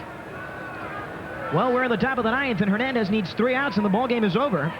Pitch is right down the middle for a strike, and it's 1-2. Here's Hernandez. Yesterday, with saves. 10 saves. He's 1 ahead of John Wetland of the Rangers. Mariano Rivera is second of the Yankees with 8. Off the end of the bat to right field. Back goes Martinez. Makes the play. What a play by Martinez. We'll see if we can get a replay of that. I'm not sure yet, but that was a great catch by David Martinez. He's had a good defensive game today, Alfredo. Warning track power for Scott Leas, but couldn't get it over the fence for the first out. 2 to go for Robbie Hernandez, the former White Sox and Giant, pitching now in relief of Arrojo, Lopez, and Aldred, who were the first 3 for the Devil Rays. Now the first baseman, Larry Sutton. He's flied out to left, flied out to right. He's walked twice, and he takes a called strike on the outside corner, 0-1. Among the save leaders, Bob Howry, Jose Mesa, Mike Jackson, Bobby Taylor, Rick Aguilera, Troy Percival. They all have at least 5. That one misses outside, 1-1. This is Sutton's second season in the major leagues. Roberto Hernandez out of Santruz, Puerto Rico. Signed as a free agent on the 18th of 1997 of November. And a called strike on the outside corner. Nasty curveball. 1-2. Number 24, Jermaine Dye is on deck. There you see Hernandez looking for his 11th save tonight. Strike 3 called. 2 down. Good job by Hernandez. That was a big strikeout for the Devil Rays. This puts a lot of pressure on the Royals here. Caught him looking, and that will be a backwards K as Sutton strikes out. Jermaine Dye is up. He is dangerous, Alfredo. Jermaine Dye hitting .250 off of Hernandez. As you take a look at the strikeout here, he delivers the slider low and outside, and that just stayed up for Hernandez. The perfect pitch at the perfect time to get Larry Sutton. And the count is 1 ball, no strikes. Meanwhile, on Jermaine Dye, he's got 20 RBI. He is on a smoke. Here's the 1-0. Check swing, went around, 1-1. Chad Kruger, the DH, would be next. The Devil Rays looking to go 2 games above 500. We're at 1 ball, 1 strike now. Kruger has not had a great game offensively tonight. Although he has scored 1 of 3 runs, 4 runs. Here's the pitch. Just misses, 2-1.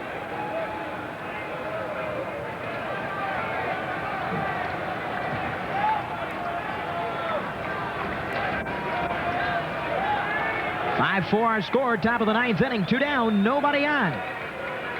Here it comes.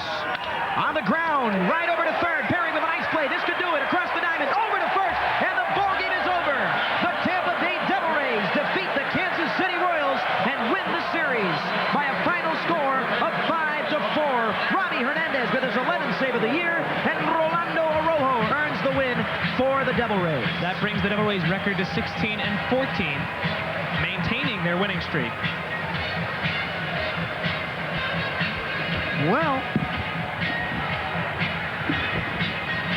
the Rays will travel to Cleveland now, as the Minnesota Twins will host Kansas City. They will continue their 7-game road trip.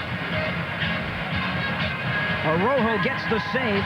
McGriff hits a home run for the Rays, the only today. That was his 10th. Good pitching job by Arrojo and Hernandez.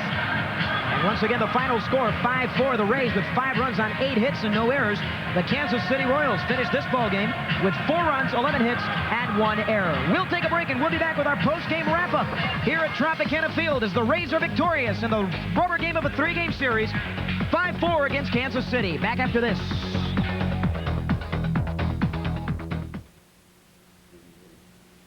The rebroadcast of this game is made possible by the Tampa Bay Devil Rays and by F&F Productions, providing mobile video production worldwide.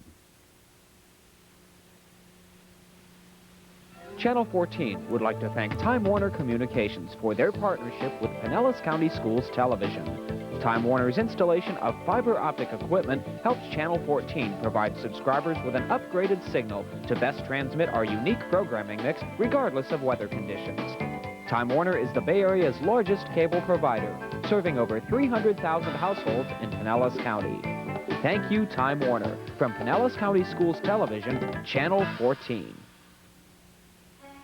Pinellas County Schools Television thanks the Tampa Tribune for publishing Channel 14's complete program schedule in Sunday's Trib TV magazine supplement. The Tampa Tribune is a Media General newspaper serving Central and West Central Florida. Thank you, Tampa Tribune and Trib TV, for your partnership with Pinellas County Schools Television, Channel 14.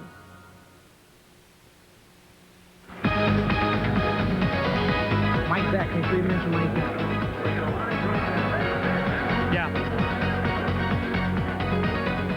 The Kansas City Royals out-hit the Devil Rays, but it was a victorious game for Tampa Bay as they put an extra run on the board and defeat Kansas City in this rubber game of a 3-game series at the Trop by a final of 5-4. As we welcome you back here inside the press box, Alfredo Muente along with Brian Unst in our post-game show. Well, Fred McGriff continued on his power-hitting ways, Brian, hitting a monster shot across the 404 sign out at center field. That was the only homer of the game, but it was good to see him hit one. Rolando got the win, and Alvin Mormon, the relief pitcher who threw over 2 innings of relief, got the loss. Robbie Hernandez with his 11th save, and that, of course, leads the major leagues.